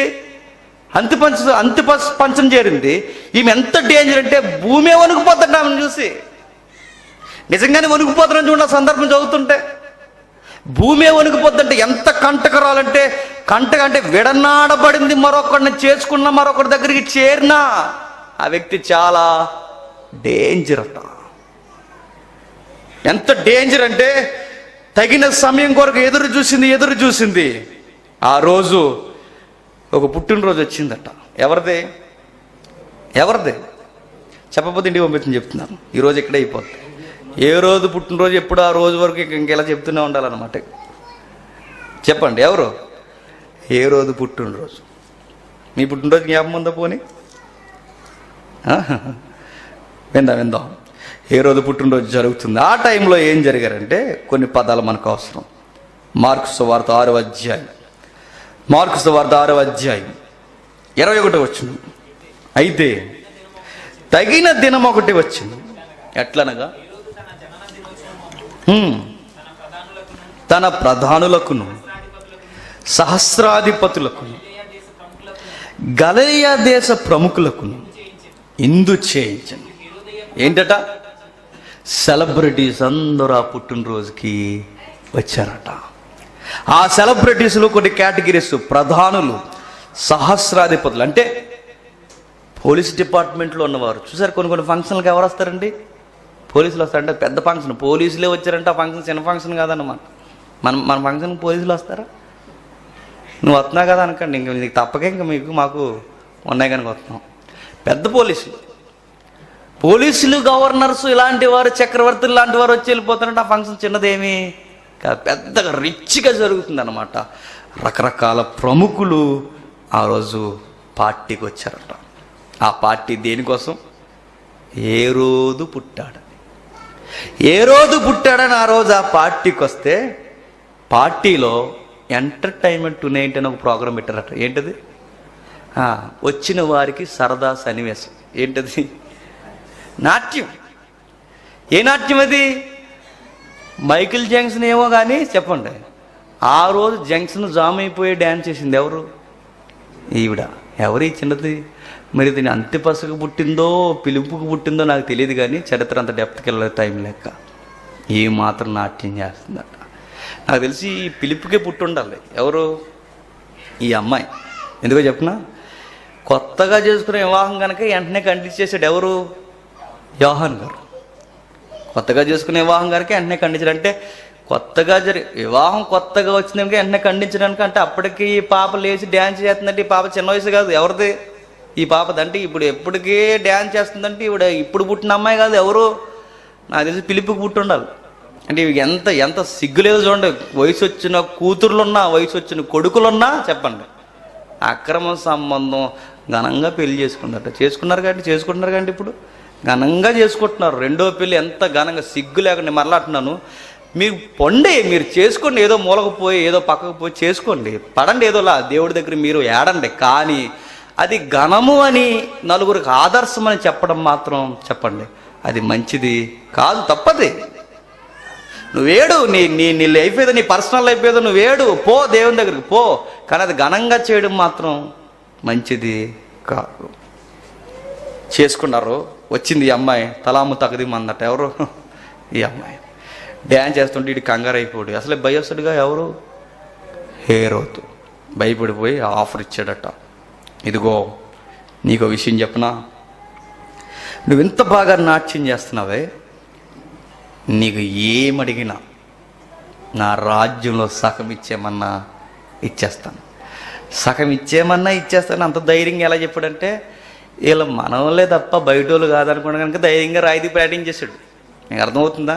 ఆ అమ్మాయి ఏ డ్యాన్స్ నుంచి వస్తే ఇస్తాడా అని అడుగుతున్నాను. సకల దుష్కార్యాలని ఎందుకన్నాడంటే, ఇతను ప్లానింగ్ లేని చిన్నవేం కాదు.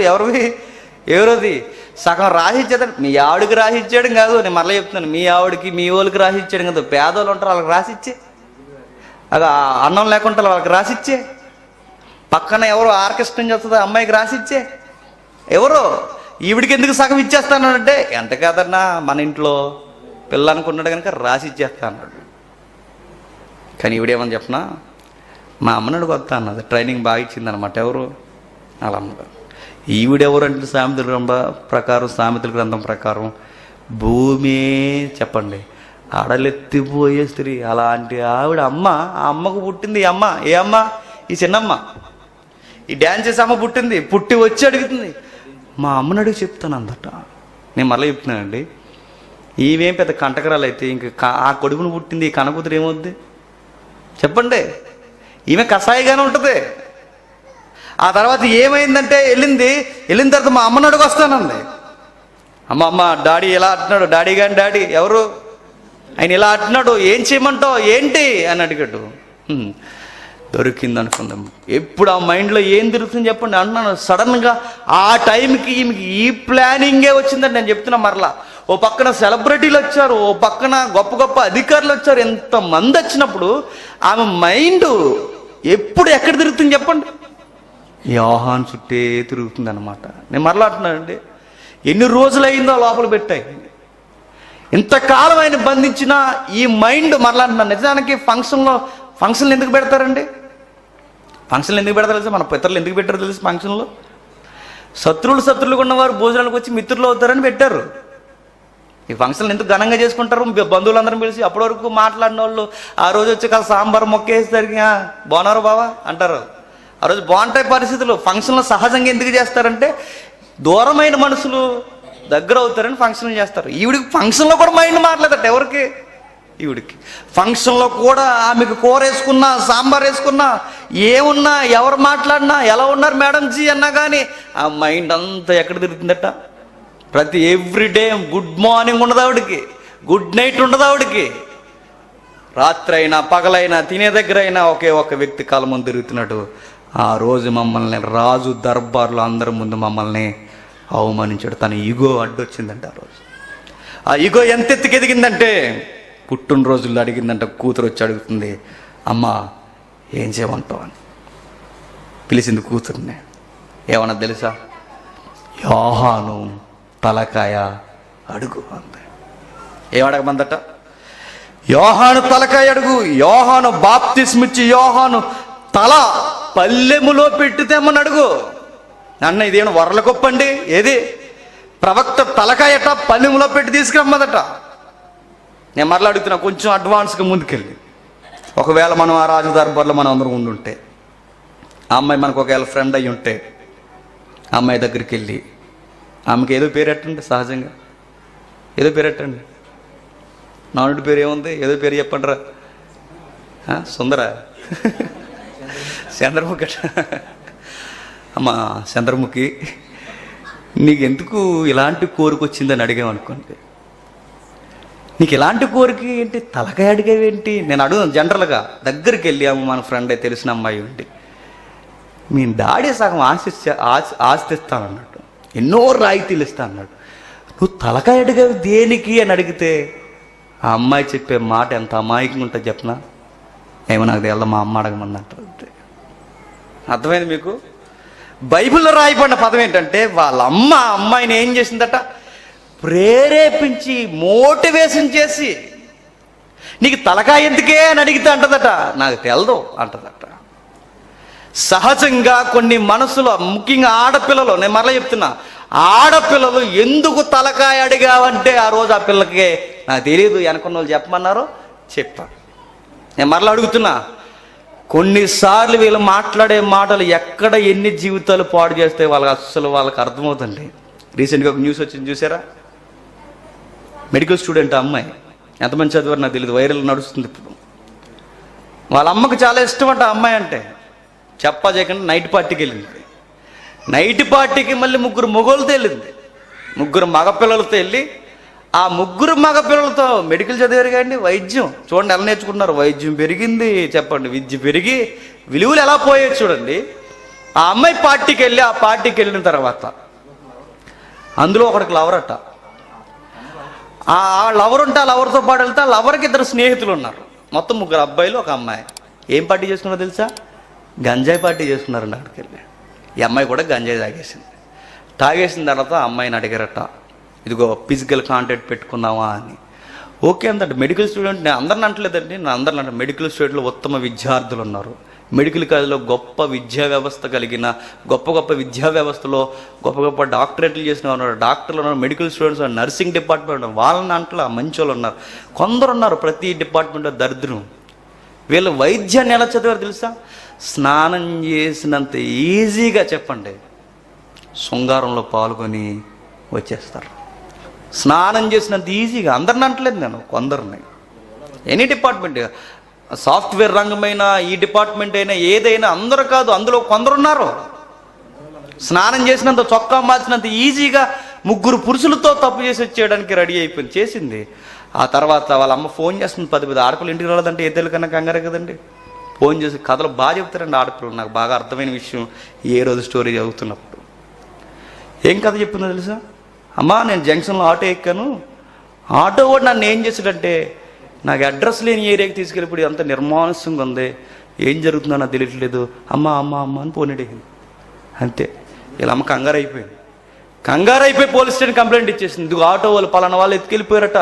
మా అమ్మాయిని అనగానే ఆటో యూనియన్ అందరినీ వాకప్ చేయడం మొదలుపెట్టింది పోలీస్ డిపార్ట్మెంట్ అంతా. ఏమైందనగానే అమ్మాయి కొంచెం తాగుతూ, గంజా తాగిందిగా, కొంచెం అలా మొత్తులో ఊగుతూ ఆ రోజు నైట్ రౌండ్ తిరుగుతున్న వారికి రోడ్డు పక్కన కనబడితే ఆ అమ్మాయిని అడిగారట, ఏమైందంటే నన్ను ఆటో వాళ్ళు అత్యాచారం ఎంత ఈజీగా చెప్పేసిందంటే. నిజానికి వెళ్ళింది ఎక్కడికి? నైట్ పార్టీకి. నేరం ఎవరమే పెట్టేసింది? ఆటో వాళ్ళకి. ఆ ఆటో వాళ్ళని అన్యాయంగా తీసుకెళ్ళిపోయి నిద్ర నిప్పులు లేకుండా చేసేసారు వాళ్ళని. నేను మరలా చెప్తున్నాను, ఈ సొసైటీలో ఆడపిల్లలు నమ్మినంత మాట మగపిల్లల మాట నమ్మరు. చట్టాలు కూడా వాళ్ళ మాట నమ్ముతాయి. ఆ రోజు ఏమైందంటే, ఆ అమ్మాయి ఏదో చెప్పింది, తీసుకెళ్ళి రఫ్ ఆడేశారు.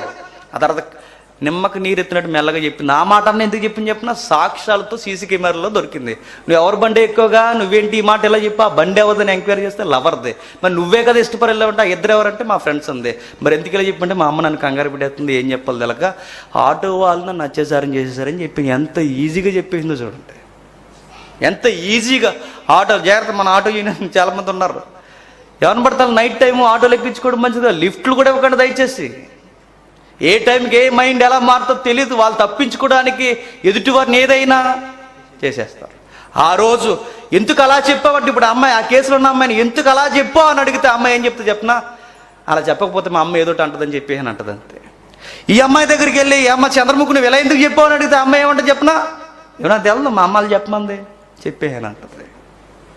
నేను మరలా అడుగుతున్నా, ఆ రోజు సామెతల్లో ఉన్నట్టు ఈరోజు ఏ రోజు మనకు కనబడుతున్నట్టు ఈ అక్రమ సంబంధానికి ప్రేమ అని పేరు పెట్టుకుంటే అది ప్రేమ కాదు, అది చట్టవిరుద్ధమైన దైవికమైన చట్టవిరుద్ధమైన చర్య. అంటే ఆ రోజు బాగా వినండి, ఏ రోజు తలకాయ ఏ రోజు వచ్చి యోహాను తలకాయని అధికారికంగా ప్రకటించేశాడట. పన్నులో పెట్టి తీసుకొచ్చేసారండి. చదువు వచ్చిన ఒకసారి 24 వచ్చిన త్వరగా ముగించేసుకుందాం. 24 వచ్చిన 24 వచ్చిన 6వ అధ్యాయం మార్కు సువార్త 6వ అధ్యాయం 24 వచ్చిన.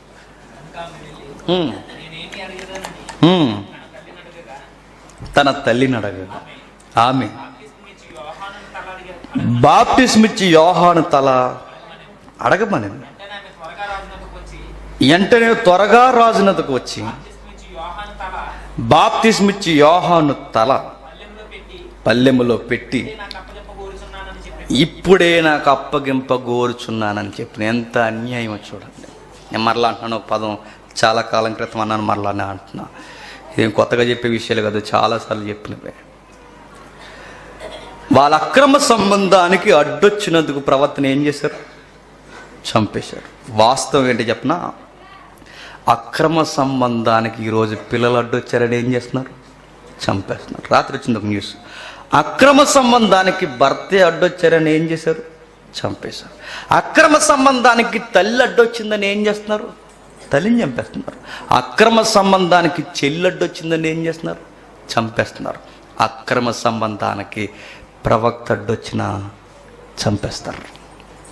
ఆ రోజు అడిగినందుకు చంపేశారు. నేను అంటున్నాను, బైబిల్లో యేసుక్రీస్తు వారికి ఇచ్చిన కితాబ్ ఏంటో తెలుసా, యోహానికి. ఈయన మహాప్రవక్త అన్నాడు. ఎవరిని, యోహాన్ని. ఆ మహాప్రవక్త ఎలా చచ్చిపోయాడంటే చెప్పండి, ఆయన అంతం అక్రమ సంబంధం వల్ల చంపేశారు ఆయన్ని. అక్రమ సంబంధాన్ని తప్పు అని అన్నాడు కనుక చంపేశారు ఆయన్ని. ఆయన ఎంత ఈజీగా మహానుభావుని యొక్క అంతం ఎలా ముగిసిపోయిందంటే, ఒక అమ్మాయి చెప్పిన తప్పుడు కోరిక వలన, తలకాయ కావాలన్న కోరిక వలన ప్రవక్తని చంపేశారు. ఎంత అన్యాయం చూద్దాం, చదువుదాం కిందకి త్వరగా.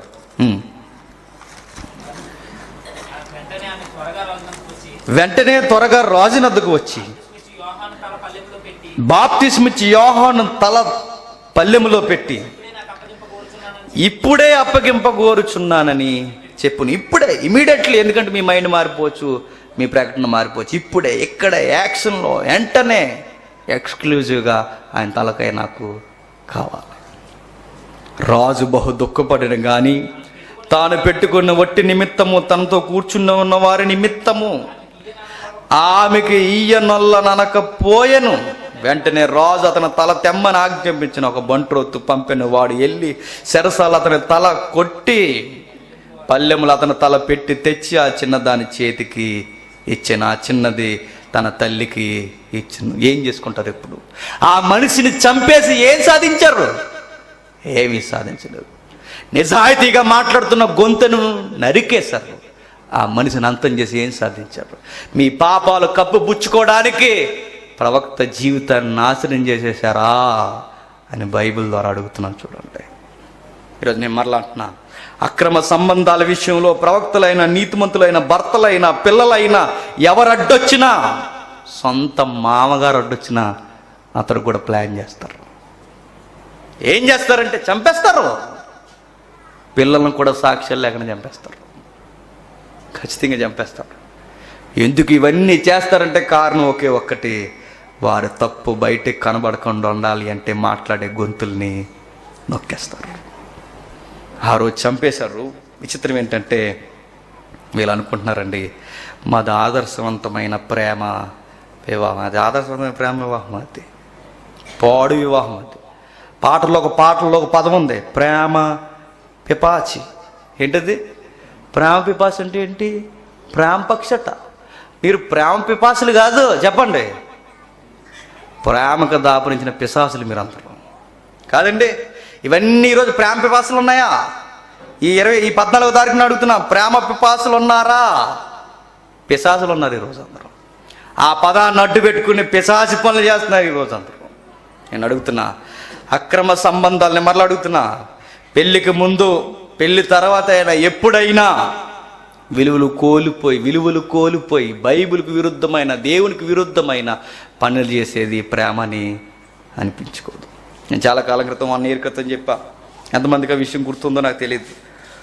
వివాహానికి ముందు, వివాహం తర్వాత ఎక్కడి నుంచి లవ్ స్టార్ట్ అవ్వాలి అన్నదే నిజమైన ప్రేమ. యువకులకి మరలా చెప్తున్నా, మీ వివాహంతోనే మీ ప్రేమ స్టార్ట్ అవ్వాలి. మీ వివాహంతోనే మీ ప్రేమ స్టార్ట్ అవ్వాలి. అంతకుముందు ఉండడానికి లేదు. ఇక ముగించే ముందు, ఏ రోజే గద్దింపబడ్డాడంటే, యువకులు అయినా విశ్వాసులమైనా దేవుని పిల్లలుగా పిలువబడుతున్న మనల్ని కూడా దేవుడు వక్ర మార్గం పడితే గద్దించకుండా ఉండడు. ఖచ్చితంగా గద్దిస్తాడు ఆయన. జరిగినవి ఏవో జరుగుతున్నాయి సొసైటీలో. ఇప్పుడు ఫ్యాషన్ అయిపోయిందండి ఒకరిని వదిలేసి ఇంకొకరిని చేసుకోవడం. ఆల్రెడీ పెళ్ళి అతగాడిని వదిలేసి పెళ్లి చేసుకుని, ఆమె గారిని వదిలేసి ఇంకొకరిని పెళ్లి చేసుకోవడం, ఘనంగా చేసుకోవడం ఈరోజు ఫ్యాషన్ అయిపోయింది. అది క్రైస్తవ్యానికి, దేవుని పిల్లలకి వర్తించ చేయడానికి వీల్లేదు. ఒకవేళ ఏమైనా జరిగిందా, సరే నీ లైఫ్లో ఏదో జరిగిందా, దేవుడు నువ్వు చూసుకొని పోయి, అంతేగాని అది పెద్ద ఆదర్శవంతంగా నలుగురికి చెప్పి నేను చేసింది రైట్ అని మాత్రం చెప్తే దేవుడు ఊరుకోమన్నా ఊరుకోడు. దేవుడు మీరు పడండి పోయి, మీకు ఏమున్నాయో చూసుకోండి దేవుని దగ్గరికి పోయి. కానీ అమాయకుల్ని, చుట్టూ ఉన్న వారిని ప్రేరేపించి మాట్లాడుతున్న వారి గొంతు నొక్కేయడానికి మీరు చేసి ఈ ప్రయత్నాలు విపరీత పరిణామం వైపుకి తీసుకెళ్ళిపోతాయి. నేను అంటున్నాను, యోహాన్ని చంపేశారు. ఏమైపోతారండి? ఈ దేహాన్ని అంతం చేయగలరు కానీ ఆత్మను మాత్రం అంతం చేయరు. ఎందుకు చెప్తున్నా? శరీరాన్ని, దేహాన్ని అంతం చేయడానికి మిక్కిలి భయపడ్డాడు. యోహాను భయపడింది ఆయనకి, ఏ రోజు కాదు. ఒకవేళ ఇప్పుడే నీ తల నరికేయడానికి మేము వచ్చే, మన దొంగ మీద అలా తలెడుతున్నప్పుడు మనం అయితే ఏమంటాం చెప్పినా, తప్పు అయిపోయింది రాజా అంటాం. మనం తెలిసి తెలియగా నేసాను, అయినా ధర్మశాస్త్రం మీకు వర్తించదు అంటాం మనం. కానీ యోహాను తల పెట్టేస్తూ కూడా, నేను ఈ మాట మాట్లాడిన దాన్ని చంపేస్తారా, సరే చంపేయండి అని తలెట్టేశాడు అంతే. యోహాను గారి దగ్గరికి వెళ్ళి ఎంత ప్రమాదం తెచ్చుకున్నారు, ఎందుకంటే జీవితం మీదకి. ఎందుకు మీరు ఇలాంటి విషయాలు ఖండించారని యోహాన్ని అడుగుతా అంటాడు. మరలా అదే మాట చెప్తున్నా, రుణం చెల్లించని, మూల్యం చెల్లించిన పరిచర్య నేను చేయలేను, ఖరీదు లేని పరిచర్య నా వల్ల అవదంటాడు. రాజుపరే పరిచర్య నేను చేయను, నేను మూల్యం చెల్లించడానికైనా సిద్ధమే. ఇదే నా చివరి మాటలు అని ఆ రోజు యోహాను పక్కన మనం ఉంటే మనకు చెప్తాడు. ఇదే నా లాస్ట్ డేయా? No problem. ఇది స్టార్టింగ్ డేయా? No problem.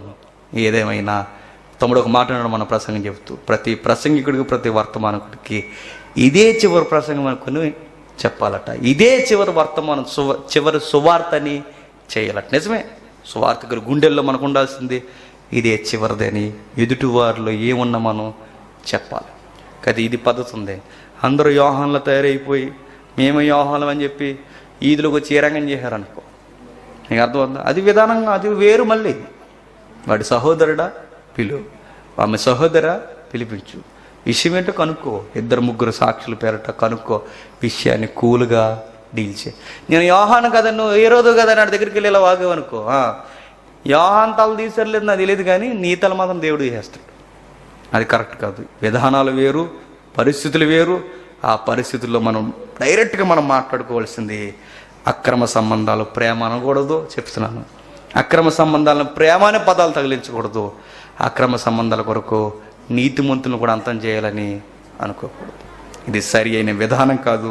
ఆ తర్వాత ఒక విషయం జరిగింది. ఈయన చంపేశారు. ఎవరిని? యోహాను గారిని చంపేసిన తర్వాత ఈ విషయం యేసుక్రీస్తు వారు విన్నారట. ఎవరు విన్నారు? యేసుక్రీస్తు వారు. ఆ మాట చూసి ముగించుకుందాం, ఎందుకంటే యేసుక్రీస్తు వారితోనే మనం ల్యాండింగ్ అవ్వాలి. మత్తయి సువార్త 16వ అధ్యాయం, మత్తయి సువార్త 16వ అధ్యాయం, మత్తయి సువార్త 16వ అధ్యాయం. ఆ సందర్భం ఎక్కడుందో ఒకసారి చూడండి. 14వ అధ్యాయం 12వ వచనం. అంతటి యోహాను శిష్యులు వచ్చి ఆ మొండి దేహాన్ని ఎత్తుకుని పోయి పాతిపెట్టి యేసునొద్దకు వచ్చి తెలియజేసెను. యేసుక్రీస్తు వారు ఆ సంగతి విని ధోని ఎక్కి అక్కడి నుండి అరణ్య ప్రదేశానికి ఏకాంతముగా వెళ్ళిపోయాడు. నేను అంటున్నానండి, అంత బిజీ షెడ్యూల్లో ఈ వార్త విన్న వెంటనే ఆయన ఎందుకు అరణ్యానికి పోయాడంటే, నేను అంటాను, యోహానికి దుఃఖాన్ని సలపడానికి వెళ్ళిపోయాడు ఆయన. ఎవరు? యేసుక్రీస్తు. మరలా దేవుడితో కొంత టైం గడపడానికి. ఈ లోకం ఎంత దుష్టమైన లోకమో, ఈ లోకం ఎంత భయంకరమైనదో యోహాను మరణం చూసి తనకు జరగబోయే అన్యాయం ఒకవేళ నీకు జ్ఞాపకం వచ్చిందేమో, ఏమో. ఏదేమైనా ఒక పీస్ఫుల్ ఏరియా కావాలనుకున్నాడు ఆ టైంలో. నిశ్శబ్దమైన ఒక సమయం కావాలనుకున్నాడు. మహాప్రవక్తని ఇలా చేసేసారే అని చెప్పి అరణ్యానికి పోయి ఏకాంతంగా వెళ్ళిపోయాడట. నేను చెబుతున్నా, నీతిమంతులు ఓడిపోతున్నప్పుడు, సంసారాల కుప్పగూలిపోతున్నప్పుడు, ఈ లోకంలో విలువల కొరకు మాట్లాడే యోహాన్ లాంటి వారు కావాలి. విలువలు ఉన్నవారు ఒకవేళ ఈ లోకం నుండి దూరం అయిపోతే మీరు భయపడిపోకుండా, ఈ లోకం వైపు చూడకుండా దేవుని దగ్గరికి యేసుక్రీస్తులా ఏకాంతంగా మోకాలేసి గడిపే మనసైన మనకి ఉండాలి. ఈ రెండు మనం చేయగలిగితే, నేను చెప్తున్నాను, మనం రాజీ పడిన పరిచర్య ఈ భూమి మీద బతుకున్నంతకాలం చేసి వెళ్ళిపోవచ్చు. ఈ లోకం మనకు వ్యతిరేకం అవ్వచ్చు, మనవారు మనకు వ్యతిరేకం అవ్వచ్చు. గుర్తుపెట్టుకోండి, దేవుడు మనకు వ్యతిరేకం అవ్వడానికి దేవుడు మనతో ఉంటే చాలు. మనకు ఎంతమంది వ్యతిరేకం అయిపోయినా నువ్వు మహా అయితే చంపేస్తారు. యోహానే చచ్చిపోయాడంటే మనం ఉండిపోయి ఏం చేస్తాం ఈ భూమి మీద? మనం కూడా రాజీ పడిన సేవ చేసి చచ్చిపోతాం. చంపేస్తారా? చంపేనియండి. ఏం చేస్తారు? చేసేనియండి. ఎందుకంటే శరీరాన్ని చంపేవానికి భయపడక ఆత్మను శరీరాన్ని నశింపజేయడానికి మిక్కిలి భయపడదాం. ఈ స్పెషల్ డే ఎప్పుడూ మీ లైఫ్లో రావడానికి వీల్లేదు. ఇది లోకానికి స్పెషల్ అవ్వచ్చు, మనకి కాదు. నిజమైన ప్రేమికులకి ప్రతిరోజు చచ్చేంత వరకు వాళ్ళ భార్య భర్తలు అయితే వాళ్ళకి ప్రేమికుల రోజే. ప్రతిరోజు ఏ రోజు అండి? వాళ్ళకి ప్రేమికుల రోజే. నీకు ప్రత్యేక మళ్ళీ ఈ రోజు రావాల్సిన అవసరం లేదు. నువ్వు ఆ రోజు ఆయన పెళ్లి చేసుకున్నావు, ఆమెను పెళ్లి చేసుకున్నావు, మీరు చచ్చే వరకు మీ ఇద్దరికి ప్రేమికుల రోజు. నీకు ఈ రోజు వచ్చాకే నీకు ముచ్చట్లు వచ్చాయంటే నీకు ఇంకా ఆ ముచ్చట్లు తగ్గలేదని అర్థం. మీకు అర్థమైందా? అయ్యొద్దు. ఒకవేళ మీరు ఇదే స్పెషల్ డే చేసుకుంటే ఒకరోజు మీ ఆయన అడుగుతాడు, ఎన్ని రోజుల నుంచి అలవాటే నీకు ఇవన్నీ అని అడుగుతాడు. ఎవరిని అడగరండి? నేనైతే అడుగుతాను ఖచ్చితంగా. నీకు ఈ అలవాటు, ఇది స్పెషల్ డే నీకు ఎలా అలవాటు అని అడగం. మీరు అడగకపోతే మీరు మా యోహాను గొప్పలు. మీరు ఖచ్చితంగా అడగాలి, ఎలా వచ్చినాయి అలవాట్లు మీకు? ఈ అలవాట్లు క్రైస్తవులుగా ఉండడానికి వీల్లేదు. ఇంక వేస్ట్ మ్యాటర్ ఇదంతా. ఈ పనికి మళ్ళీ ఈ చెత్త ప్రేమికులు రోజంతా మనకు వద్దు. బలమైన విషయాలు అన్నారు. కాపురాలు జాగ్రత్త, మీ మాటలు జాగ్రత్త, మీ సంబంధాలు జాగ్రత్త. పొరుగువాని భార్య అయినా పొరుగువాని భర్త అయినా జాగ్రత్త. మిమ్మల్ని వ్యతిరేకించేవారు మీకు నచ్చకపోవచ్చు, కానీ మీరే దేవునికి నచ్చకపోతే చంపేస్తాడు. జాగ్రత్త. ప్రార్థన చేసుకుందాం.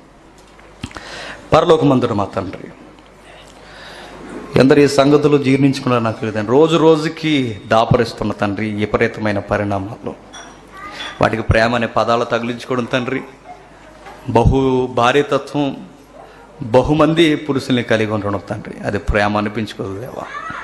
నిజమైన ప్రేమ తండ్రి మీరు మాకు ఇచ్చినదే. మీరు మమ్మల్ని ప్రేమించి మా జీవితంలో తండ్రి మాకు ఒక భాగస్వామిని తండ్రి, మాకు పిల్లల్ని, మాకు కుటుంబాన్ని మీరు ఇచ్చారు తండ్రి. మీ ప్రేమను వారి ద్వారా పంచుతున్నారు. స్వచ్ఛమైన ప్రేమ కుటుంబంలో దొరుకుతుంది. స్వచ్ఛమైన ప్రేమ తండ్రి మీ దగ్గర దొరికింది తండ్రి. ఇంతకు మించి ప్రతీదీ స్వార్థపూరితమైనది, ప్రతీదీ తండ్రి వారికి సంబంధించిన ఇష్టాలకు సంబంధించిన తండ్రి, అవన్నీ వట్టివన్నీ ఈరోజు మాకు తెలియజేసిన విధానం బట్టి తండ్రి మీకు స్తుతులు స్తోత్రము. ఎందరూ ఈ మాటల చేత పొడవబడ్డారు నాకు తెలియతేలా, వారికి మారు మనసు దయచేయండి. ఒకవేళ మా మీద పగ పెంచుకున్నారా తండ్రి, ఆ పగను భరించుకునే శక్తిని మాకు అనుగ్రహించండి. ఏది ఏమైనా తండ్రి నీ వాక్యానికి తండ్రి మేమందరం కలిసి మనసుని ఇవ్వడానికి తండ్రి మా అందరినీ సిద్ధపరిచినందుకు మీకు స్తుతులు స్తోత్రములు తెలియజేస్తూ, సమస్త మహిమ ఘనత మీకే ఆరోపిస్తూ, పరిస్థితులన్నింటినీ మీ చేతుల్లో పెడుతూ, మీ దీనదాసులు పనికిరాని సేవకులు తండ్రి, మమ్మల్ని ఎవరైతే శత్రులుగా భావిస్తున్నారో వారిని క్షమించండి, వారి మనసును మార్చండి, వారికి మాకు మధ్య తండ్రి కటాక్షము కలగ చేయండి తండ్రి. ఈ భూమి మీద వెళ్ళిపోవలసిన వారు ఇవి మాకు తగవని తండ్రి గుర్తెరిగి ఉన్న కాలంలో సువార్త కొరకు ఆలోచించే భాగ్యాన్ని మాకు అనుగ్రహిస్తారని కోరుతూ, మమ్మల్ని దేశించే వారిని క్షమించేంత పెద్ద మనసు మాకు దయచేస్తారని అర్థిస్తూ క్రీస్తునామని ప్రార్థన సమర్పిస్తున్నాం తండ్రి. ఆమేన్.